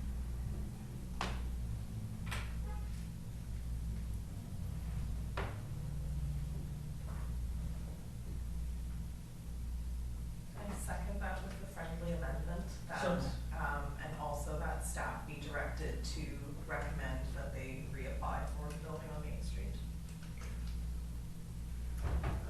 There's just some time constraints there because, the permissive tax exemption bylaw has to be, read and adopted by October 31st. So, we could meet some time constraints that way. Councillor Canal? I was going to, rescind my friendly amendment if there's not time for that to happen. Then I just second. It's not even that, I'm not sure the staff, I think staff will do that, I don't need to make So that I'll part of just, the, or part of the motion. second the original motion. Thank you.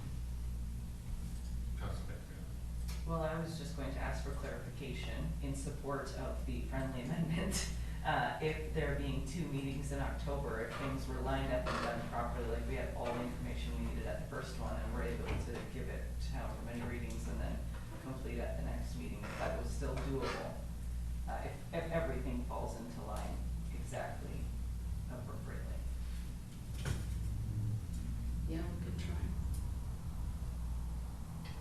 That would be Yeah. up to the applicant to make it happen.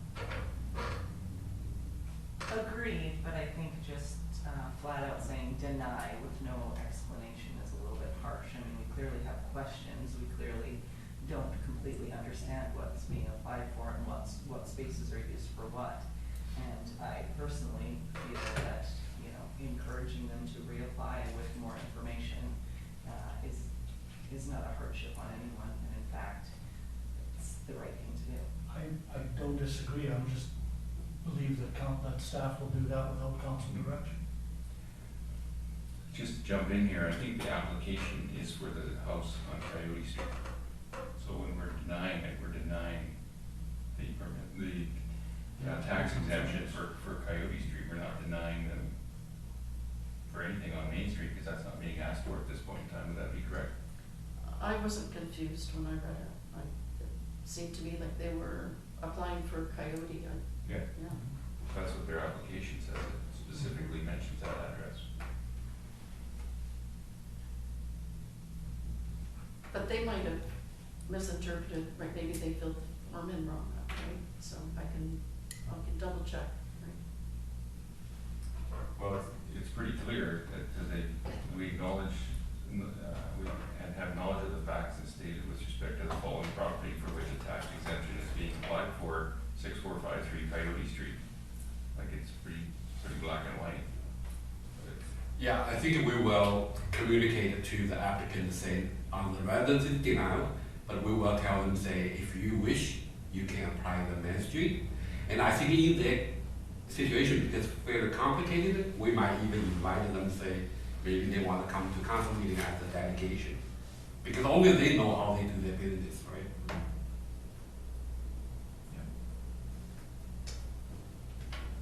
Comment, or?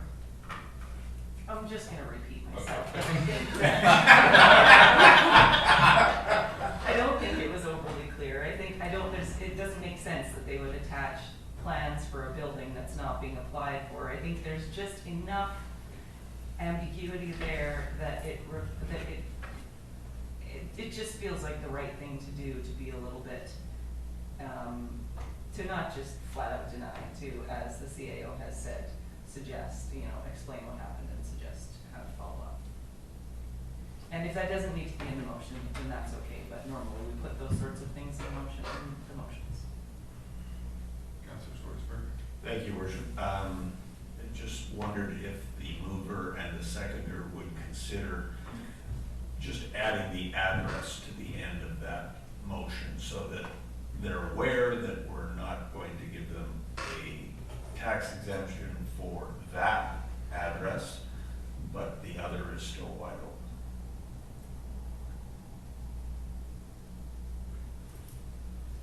So deny the permissive tax exemption to. Should say exemption in there as well. Yeah, permissive tax exemption to Okanagan Gateway Foundation for 6453 Coyote Street.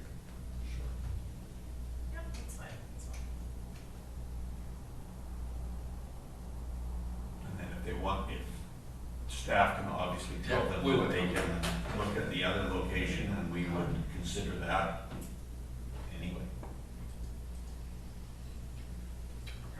Last thing, I think it's not just about the location, it's more just that there's confusion about what's happening where and, you know, what's happening where. And I think that will be sorted out if they make another application.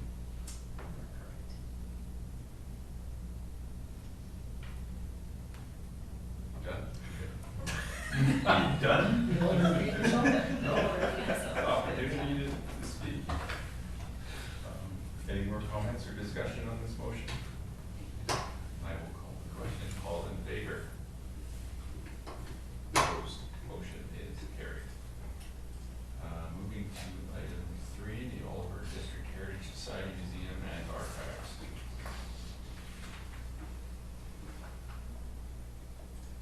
Chief Financial Officer? Thank you, Your Worship. As per the grant and aid policy, unconditional donations are at the full discretion of council and requests require council approval. And the Oliver and District Heritage Society Museum and Archives has requested $750 to update the text on their text panels for the historic 1896 Fairview Jail building. And there is money in the budget for that disbursement. Thank you, Worship. Thank you. I'll just add some comments to that. The request is actually for $1,500, but I did talk to Director Canal and asked him if he would be interested in splitting that $750 each, giving him, it's not the amount of the money, but just giving him an opportunity to be able to contribute to the Oliver District and Heritage Society, and he was very appreciative of the opportunity and would like to do so as well. So the request to us is for $750, and Director Canal will donate $750 out of his grant aid budget.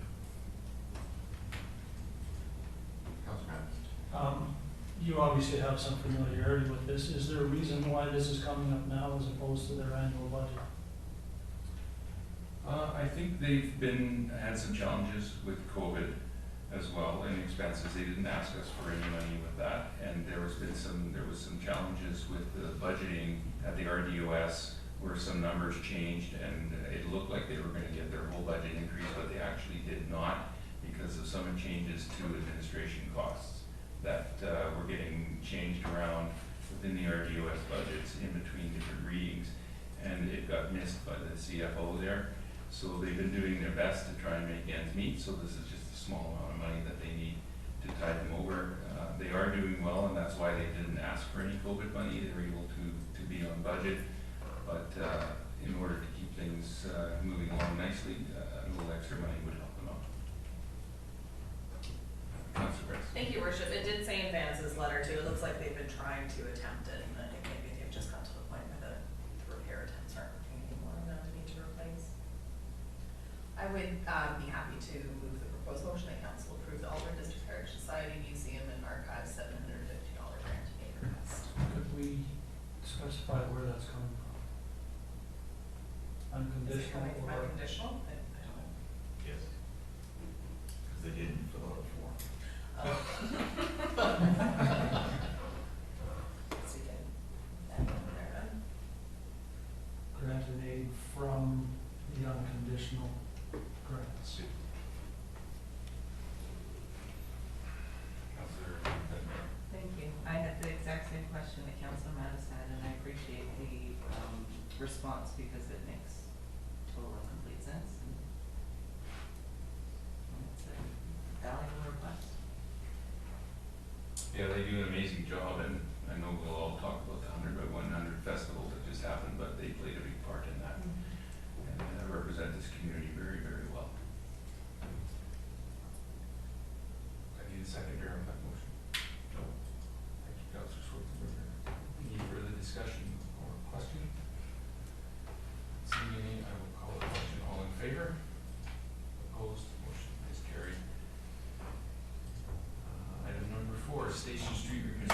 recommendation of award. Pass this over to our Director of Operations. Thank you, Your Worship and council members. The purpose of this report is to provide council recommendation of award for the recent tendered Station Street reconstruction project that I usually refer to as Station Street Phase 2. Our consultants have gone through the numbers. We only had one applicant, which is unfortunate. I mean, it's happened before.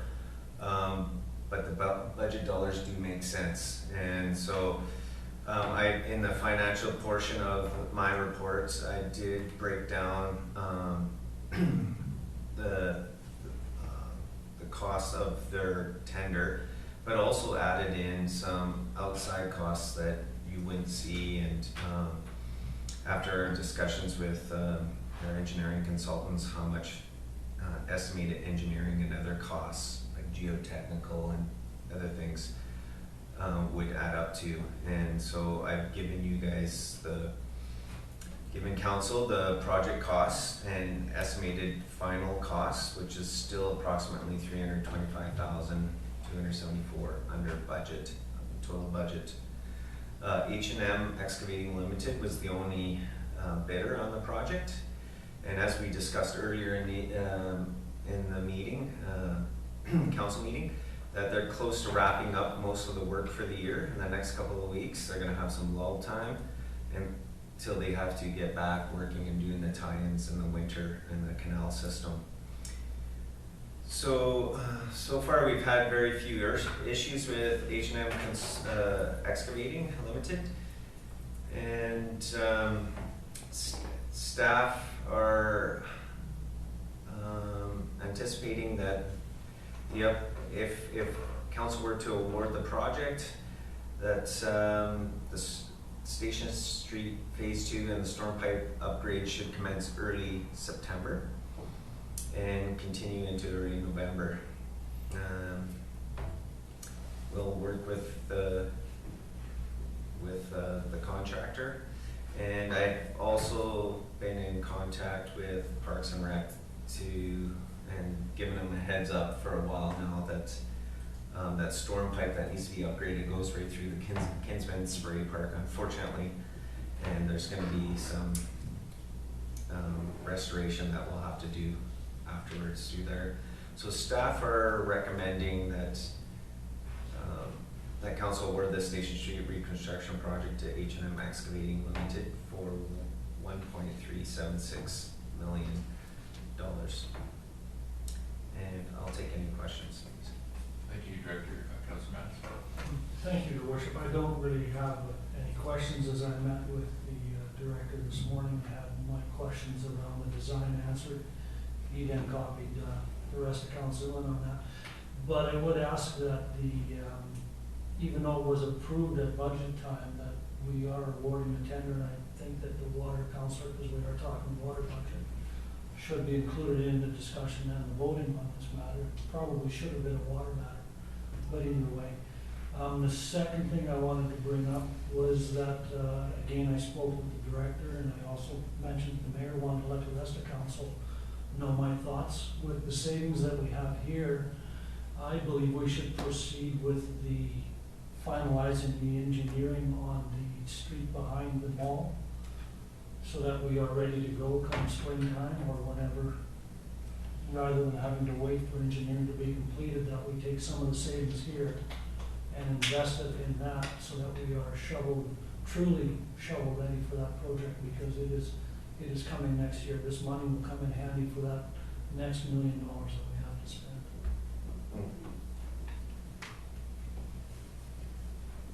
That was it. A couple of comments. Director.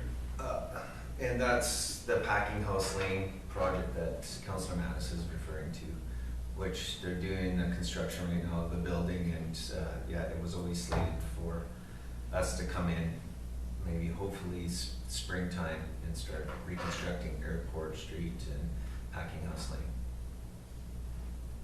I'm just suggesting that we amend our budget to make that so that we're ready come springtime, rather than waiting until the budget in the spring, and then again, we're not moving until the fall. Councillor Grace? Thank you, Your Worship. Would that be considered a new item that requires a notice of motion? No, I'm not, I'm just informing council that it was a thought. I'm not putting a motion forward to that effect or anything else. Councillor Anthony? Thank you, Worship.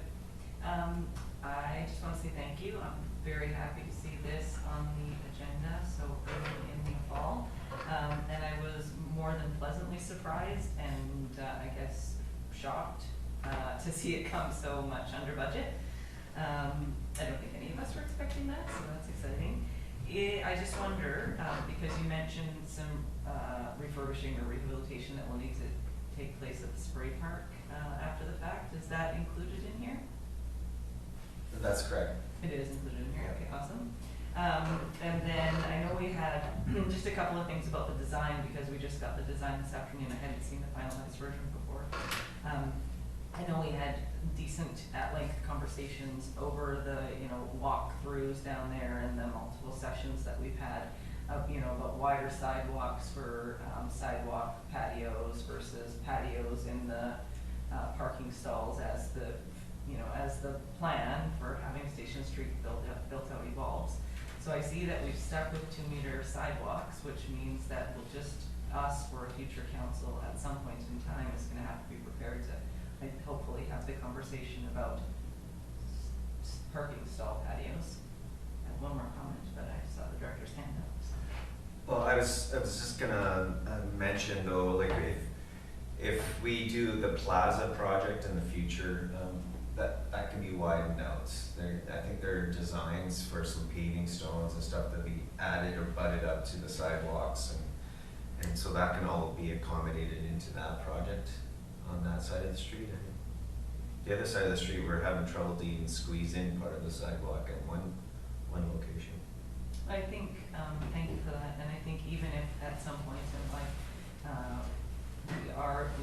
there is a business that requires or would like a patio on the other side of the street, there's a lot of parking there, and so I just putting it out there that we did have that conversation, the two different options, the patios closer to the buildings versus the patios in the parking stalls, and that clearly is what would have to happen if we ever got to that point, just because the sidewalk's not wide enough. My other question on that, I think it's on that same page just that you sent us this afternoon. How come, what was the decision to have a boulevard with trees on one side and just a straight sidewalk on the other side and not have that boulevard kind of shoulder area there? I haven't seen the final designs for the plaza. If you look at to fit the two sidewalks in on both sides and the geometry of the road to work, where the property line is, where the plaza's going, it's very minimal. So if there are trees, there still could be trees on that side, but they're probably gonna be on the plaza property. And that would have to be incorporated in their design at that time. Okay, so you're working with a finite width, it's not as though it could have been bumped back another couple of feet into that empty lot. Yeah, we were having some problems with some of the geometry, especially for the corner and larger vehicles and semis, and trucks, and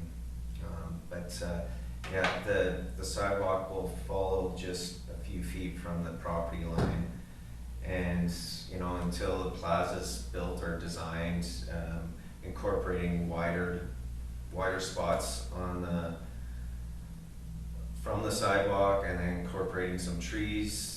There's existing trees. If they're working around some of that, we just don't know. There's too many unknowns right now. We didn't want to put in trees and then not work with their design, whoever designs it. Okay. Thank you. All of them, the big pictures, I'm very excited to see this here. Councillor Schwartzberger? I was just gonna move the proposed recommendation that council direct staff to award the contract to H&M Excavating Limited. Second, Councillor Rennis? I was just going to comment that when we actually get a building down there, that might be the time for setbacks and that sort of thing that would allow us to incorporate patios as opposed to putting them out further. If we have 0 setbacks, then yes. But if we don't have 0 setbacks, then there's lots of them. I would just like to say, I'm so excited that this came in under budget. I was not expecting that. And to get one bidder and that come in that much under budget with a contractor that we're quite comfortable with is really a bonus for sure. I do like Councillor Mattis's suggestion. We do need to get moving on Packing House Lane. That building is taking a while to get built, but we do have some commitments that we need to make there. And since the majority of the savings are in the general budget area, it would be good to have this come back maybe at our next meeting once the director is able to provide some costing on what's required for consulting services, and we can look at, approving that project to get moving forward, because it is something that we are committed to. It's not a nice to have, it's something we have to do. With that, I'll ask if there's any more, Councillor Machial? On the water portion of it, I was looking through it, and it's over budget, but the fire hydrant, there's a total of, I don't know, maybe associated with that, about $15,000 or $16,000. I know we had this discussion years ago about the water fund paying for fire hydrants, which is protective services, and in the rural area, that doesn't happen. So I'm just wondering if that, I'd like to see that actually pulled out of there and come from a different area than the water fund. It's not really to do with water, it's more to do with fire protection. And, in the rural area, if they install a fire hydrant, the rural fire protection district pays for the installation. So I don't really think it's fair that the water fund pay for that fire hydrant, because it's not really to do with water, more for protective services. It's the only comment I would have, Your Worship. Director, what is that? Yeah, I partially agree with our Councillor Machial, but we do use fire hydrants to flush and to maintain water quality in our systems. We do it every year. We have a program, whether it's in the rural or in town, that our guys go through. So it's fire protection, but it's also water quality too, and the fire hydrants provide us an opportunity to use that, to do that job. So I just wanted to let council know there is other uses of the fire hydrant as well. Is that fire hydrant at the end of the line? Or is it could be, that flushing can be done? Well, it depends. It's not always the hydrants at the end of the line. Sometimes, generally it is. We do have a proper flushing program. It's hard to follow it because you have to release so much water, but in general, fire hydrants are used for that typical service, to keep the water quality up and clean the lines. So is that one at the end of the line, or is that one? That one? That particular one? Yeah. I'm just No, looking it's not at the end of the line, no. I'm just looking at the fact that the water portion of that is over budget. To me, it doesn't. It's not over budget. Well, no, it was because the budget for that portion was, where did I read it, 130-something thousand? No, that's what it actually came in at. The budget portion, I read it here somewhere. The water portion was 130-something thousand, and then it came in at 150-something from H&M. You're correct. Where did that break down? No, you're correct. Yeah, I just, to me, if we were installing fire hydrants in the rural area as well, then it would make sense if we were installing fire hydrants and taking that money out of the water fund. But I think it's not really, I don't think it should be coming from the water fund. That's my own opinion, so.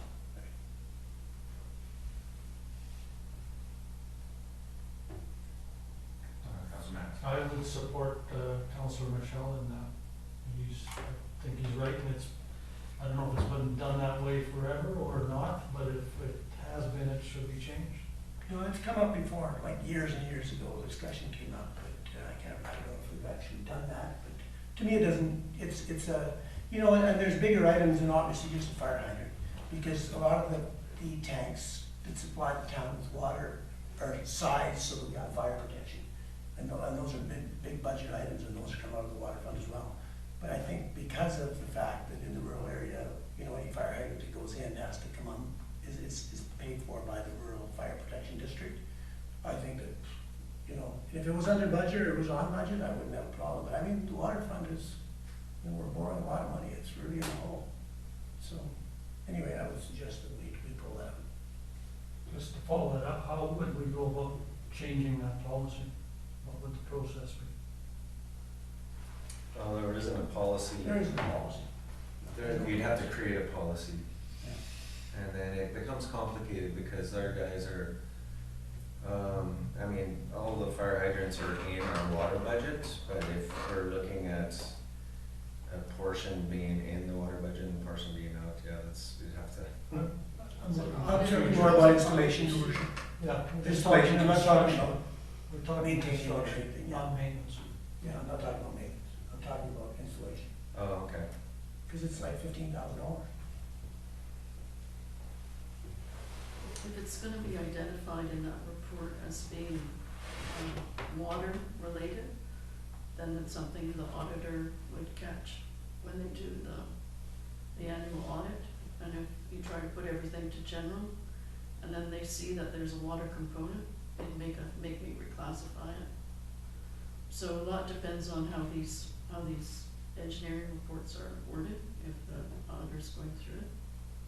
I don't think they would catch it. I don't think they'd catch that. Anyway, I'll float the idea, I would move that the fire hydrant installation cost be moved to. Motion on the floor already. Oh, great, okay, well, I'll have to put that one down. Or can I make, I'll propose an amendment, your worship, that the fire hydrant portion of that water portion of the budget be pulled out. This is just about I think awarding the we contract. need to talk about awarding the contract and have Yeah. that conversation. We'll award the after. contract and then we. Yeah, that's fine. Yeah. I'm not against awarding the contract, I think that the fact that, I'm flabbergasted it came into the budget, considering what's happening with inflation and everything else. Okay, we got any more questions or discussion on this motion? The council directs staff to award the contract to H&M Excavating Limited. Seeing any, I will call the question. Those in favor? Opposed? Motion is carried. I make a motion. I would like to move, your worship, that the fire hydrant component of the water portion of this tender be removed and charged to general revenue or protective services or whatever, if there's a budget for protective services, general.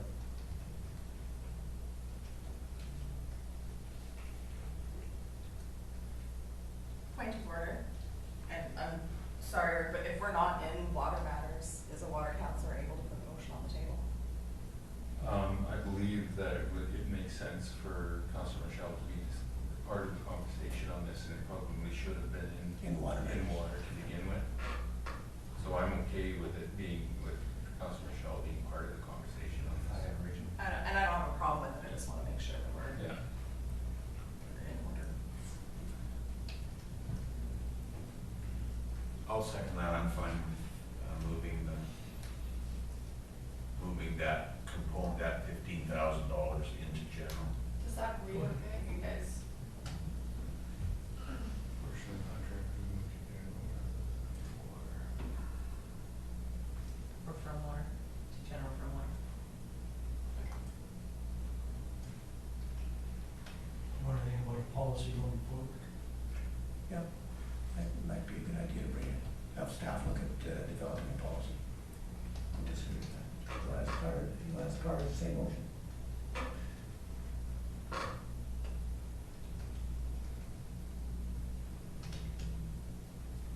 Regarding fire hydrant construction. Yeah, regarding the fire hydrant installation.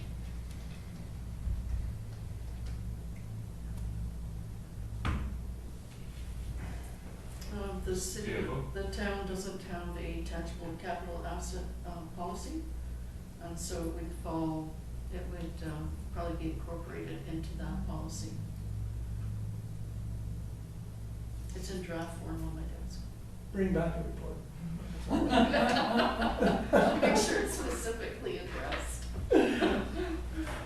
And Elma, as you stated, and if we draft a policy, we should let the auditor take a look too. Because we have to, whatever we assign the cost to specific GR accounts, have to comply to the auditing requirements. And it's going forward, not. Yeah. Councillor Benjamin, did you have anything? Yeah, thank you. I was just gonna ask the CFO for clarification, because she did mention that, making these moves that maybe make sense right now may be caught by the auditor. So, I guess I just wonder, is this something that you actually think is gonna be, you know, there's a good chance of it being flagged by the auditor and we're gonna have to move it back anyway? It might be, I just have to do some research before I can answer whether that's possible or not. Yeah. Yeah, it's hard for answer on the spot, right? But have to talk to the auditor to see what they, because all the municipality have to use the same GAAP, like the same accounting GL accounts. If we just arbitrarily say, oh, this goes to this goes, auditor may not agree on it. Yeah. So it depends on how the hydrant's used and those sorts of details? I'm just trying to understand for myself. Yeah, I'd like to just confirm whether or not the fire is even underwater, like as an asset category. It could be it's not even, that it is under general, and then that would be fine, right? I'm just not 100% sure where the Fire protection is not underwater, that's part of fire protection. Yeah, I just have to check That's fine. our records, that's all. I just don't know 100%.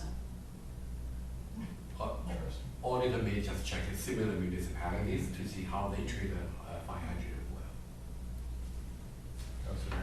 Thank you, Rashid. So I wonder then, prior to actually moving from general to water, if we should be requesting that staff come back with more information. Well, to follow the correct accounting treatment of that fire hydrant, that's really what you want to say, right? It's not about whether you wanted it in a certain place, it's about that we're following the criteria correctly.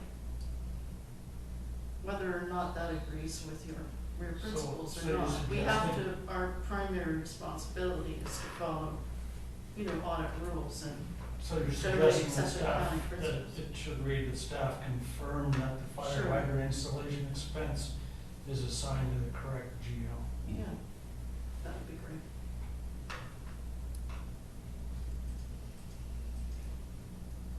Can I write that? Is that okay? That staff confirm the fire hydrant portion of the contract be assigned to the correct GL. Yeah, correct fund, You can maybe have amendment from general to that. That's fine, I'm okay with that. I'll second.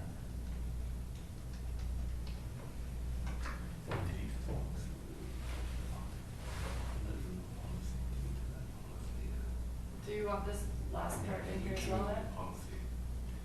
Well, we won't need to amend the Yeah. policy. Yeah, if it comes back. If it comes back and it's in the right spot, there's no Yeah. amendment needed. If it Yeah. comes back and it's in the wrong spot, Yeah. that's what will be done from now on. Yeah. Yeah, There's no policy. Yeah.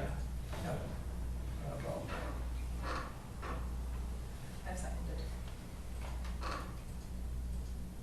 Because Eventually we get to the right answer. that's gonna determine whether it can be moved or not, Exactly. Yep. period.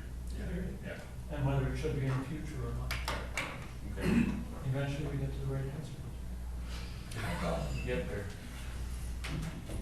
Any further discussion or questions on this motion? Seeing none, I'll call the question. All in favor? Opposed? Motion is carried. And do we need a motion to bring back that Packing House Lane consulting project? I'll just do that Okay. in the next meeting. Okay. I haven't, He's excited. yeah, no, we've got most of the design done, we still have to do a little bit of work. Okay, thank you. All right. Number 5, transfer of lease, Lanham Aviation Incorporated to Kevin, Corey Lynn, Patricia Van Der Boot. I'll pass this over to our CEO. Thank you, Your Worship. This is the standard items. Basically, anyone sell their hangar to a new buyer, either council consent to it. So that's very standard. Council can choose to give the consent or refer back to staff, but usually it's a standard item. Thanks. Any questions for the CEO? Anyone? I'll move the recommendation. Move the recommendation. Thank you, Councilor Price. Second by Councilor Schwarzenberger. Any discussion? Seeing none, I'll call the question. Those in favor? Opposed? Motion is carried. Correspondence. See Dale. There is a few correspondent items. The first one is request to lighting the town hall. Original letter want us to lighten the Selwyn Chief Statute and Fairview Bridge to purple. I have a brief chat with the Director of Operations. The other two places may need a little bit of work. And the timeline is fairly tight, so we can lighten the town hall. So that's for this one. Okay. Motion that council directs staff to light town hall purple on August 31st, 2021. Councillor. Moving to the. Moved in second. Any further discussion? Call the question. Those in favor? Oops. I'm in favor. I just, as for the further discussion, just that the comment that the salmon sheet for the bridge require a bit of extra work and are not doable at this time. This is the second or third year that we've had this request, and so I would just suggest that if those are like easy things that are done throughout the year, keep our eye on that so that when we're asked 2 or 3 weeks ahead of time next year, we're not out of time. Okay, we can ask the Director of Operation come up with like a roughly estimate, then bring to a budget discussion. Sure, that would be fabulous. Okay. Call the question. Those in favor? Opposed? Motion is carried.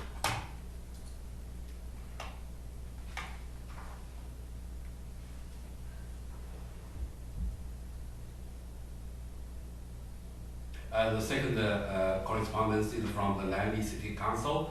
Request council to draft a letter of support for the improvement to the pre-hospital care system. So the recommendation is we do draft a letter of support on this course.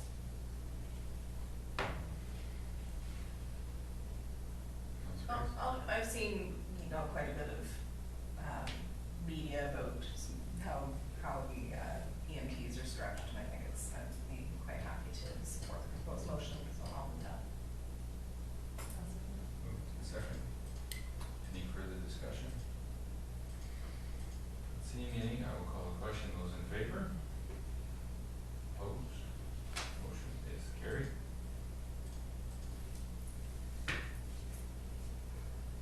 Next item is about the new statutory holiday on September 30, National Day for Truth and Reconciliation.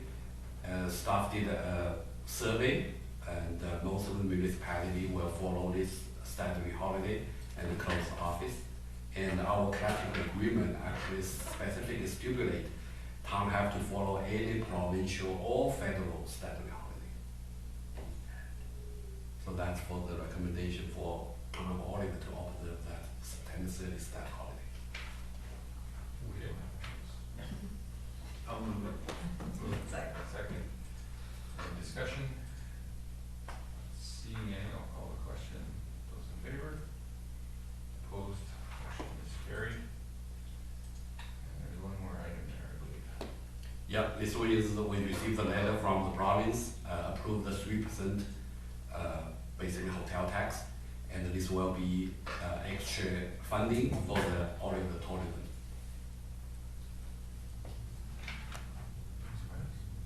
Councillor Rice is first. Sure, thank you, Worship. I just had a comment based on Mr. Lob's letter. There was no mention of an affordable housing portion or of affordable housing in the letter, and I believe when we decided to request 3% rather than 2%, that there was meant to be an affordable housing component in the MRDT. It'll be, it's in their action plan, it's in the action plan that they have to carry out. To make sure we didn't forget, so that was my comment. Thank you. Councillor Matt. I know it's not part of this agenda package, but we received another agenda package today, and it was received as part of this, but it referred to gas tax funding, I believe, that we're getting another $230,000. Yeah. I wonder if we could get a little more detail on that, or a little more background, if those of you have not had a chance yet to read, or the general public has not. It's just a one-time lump sum payment again for 2021. Now, is this in addition to everything else that we have Yes. received, or is it just part of our normal? No, It's double what we would have received, so it's exactly double from what we would have received. Right. Well, that's, No, it's we're gonna need it. Yeah. We're gonna need it. Yeah. You don't have it. We're gonna need it. Just pile it there. We have a mover of the motion. So moved. So moved. Second. Second. Any further discussion? Let's see, any call a question, those in favor? Opposed, motion carries. To Councillor reports, Councillor Schwarzenberg. Thank you, Worship. Since it's been a month since our last meeting, I'll just stick to recent events. I was very happy to be at the Spirit of Oliver Awards and participate in that great event with the rest of council. And on Sunday, I attended quite a bit of the 100 by 100 festival, and my congratulations to all the people who went, all the volunteers and the people who organized it. I thought it was a wonderful event, and I can see it happening again quite often. So I thought it was great, and today's meetings. That's it for me. Thank you. Thank you, Councillor Schwarzenberg. Councillor Benjamin. Thank you, Your Worship. I'll go back a little bit. Wednesday, August the 4th, I attended a primary care clinic advisory committee meeting that was hosted by the Division of Family Practice, as they always are. On Wednesday, August the 11th, the Hydrant Creek tour with most of council. Friday, August the 13th, I attended the 10th anniversary party at the Fire Hall Brewery, of the Fire Hall Brewery, and I just wanted to, Councillor Mattis was there as well. I'm sure that's going to be in his report. But congratulations to Sid and Maria Bruland. I think it's so nice to celebrate the success and the growth of a small local business. So I was happy to do that with them. Saturday, August the 14th, the first of the 100 by 100 events with the community concert at the community center. Friday, August the 20th, Spirit of Oliver Awards at the community center, and that one slid in just under the wire, so it was very nice to be able to celebrate with all of the nominees and all of the winners, and congratulations to them all. Yesterday, which was Sunday, August the 22nd, I attended the full day of the 100 by 100 events. And like major congratulations to the planning committee. I know Councillor Grace was there on our behalf on a successful and a well-planned event and well executed. And since the Director of Public Works is still here, I also wanted to thank Public Works for the beautiful planters on Main Street this year. Especially in, like, they're great every year, and I was very disappointed there were no vegetables this year, so we'll talk about that again next year. But especially in some of the empty lots, you know, over across from the mall and over by the doctor's office and that sort of thing. I don't know what things are called, but whatever those massively tall green flowers that are, I don't know, like 8 feet tall, they're just beautiful this year, and they're just like so much impact as you drive down Main Street. So Sean was not listening, but thank you. I heard flowers. Yeah. That's it, thank you. Thank you, Councillor Mattis. They're actually blocking out the salmon chief because Are they're they? so tall. They're great. They're so nice. Wonderful. Many of the same events, Friday the 13th, the 10th anniversary celebration at the Fire Hall Brewery. August 20th, the Spirit of Oliver Awards, and August 22nd, the 100 by 100 Community Park. That's done quite early. Councillor Grace. Thank you, Your Worship. August 9th was a 100 by 100 festival committee meeting. August 11th, with most of council and the staff with Phantom Creek tours. That was nice to have some social time. August 14th was one of the 100 by 100 events at Councillor Park. August 20th, the Spirit of Oliver Awards.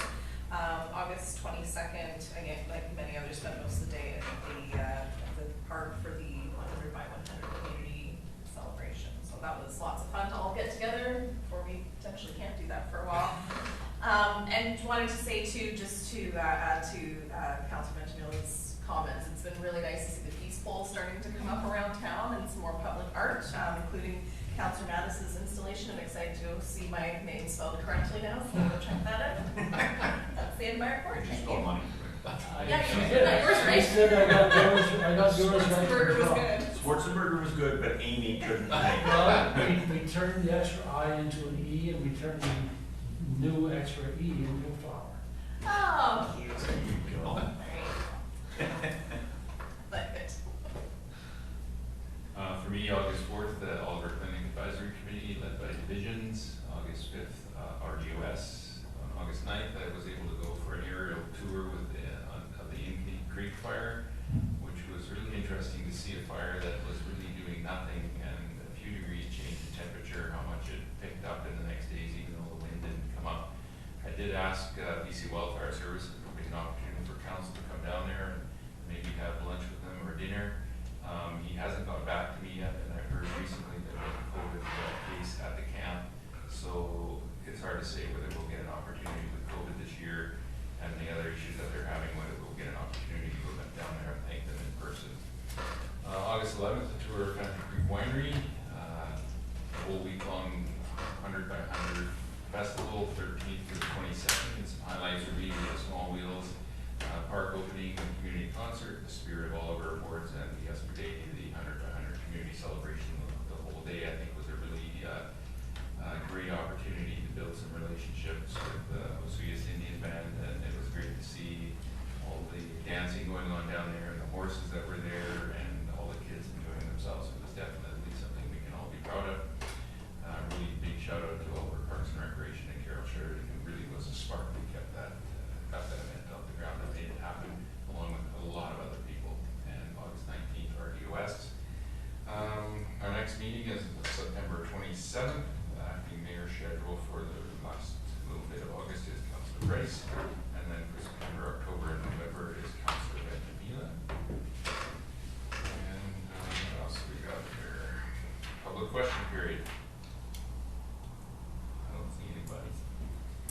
Hear anybody online? We don't have anyone on. No online. Okay, so we'll move on to looking for a motion to adjourn. So moved. So moved second. All the question, all in favor? We are adjourned.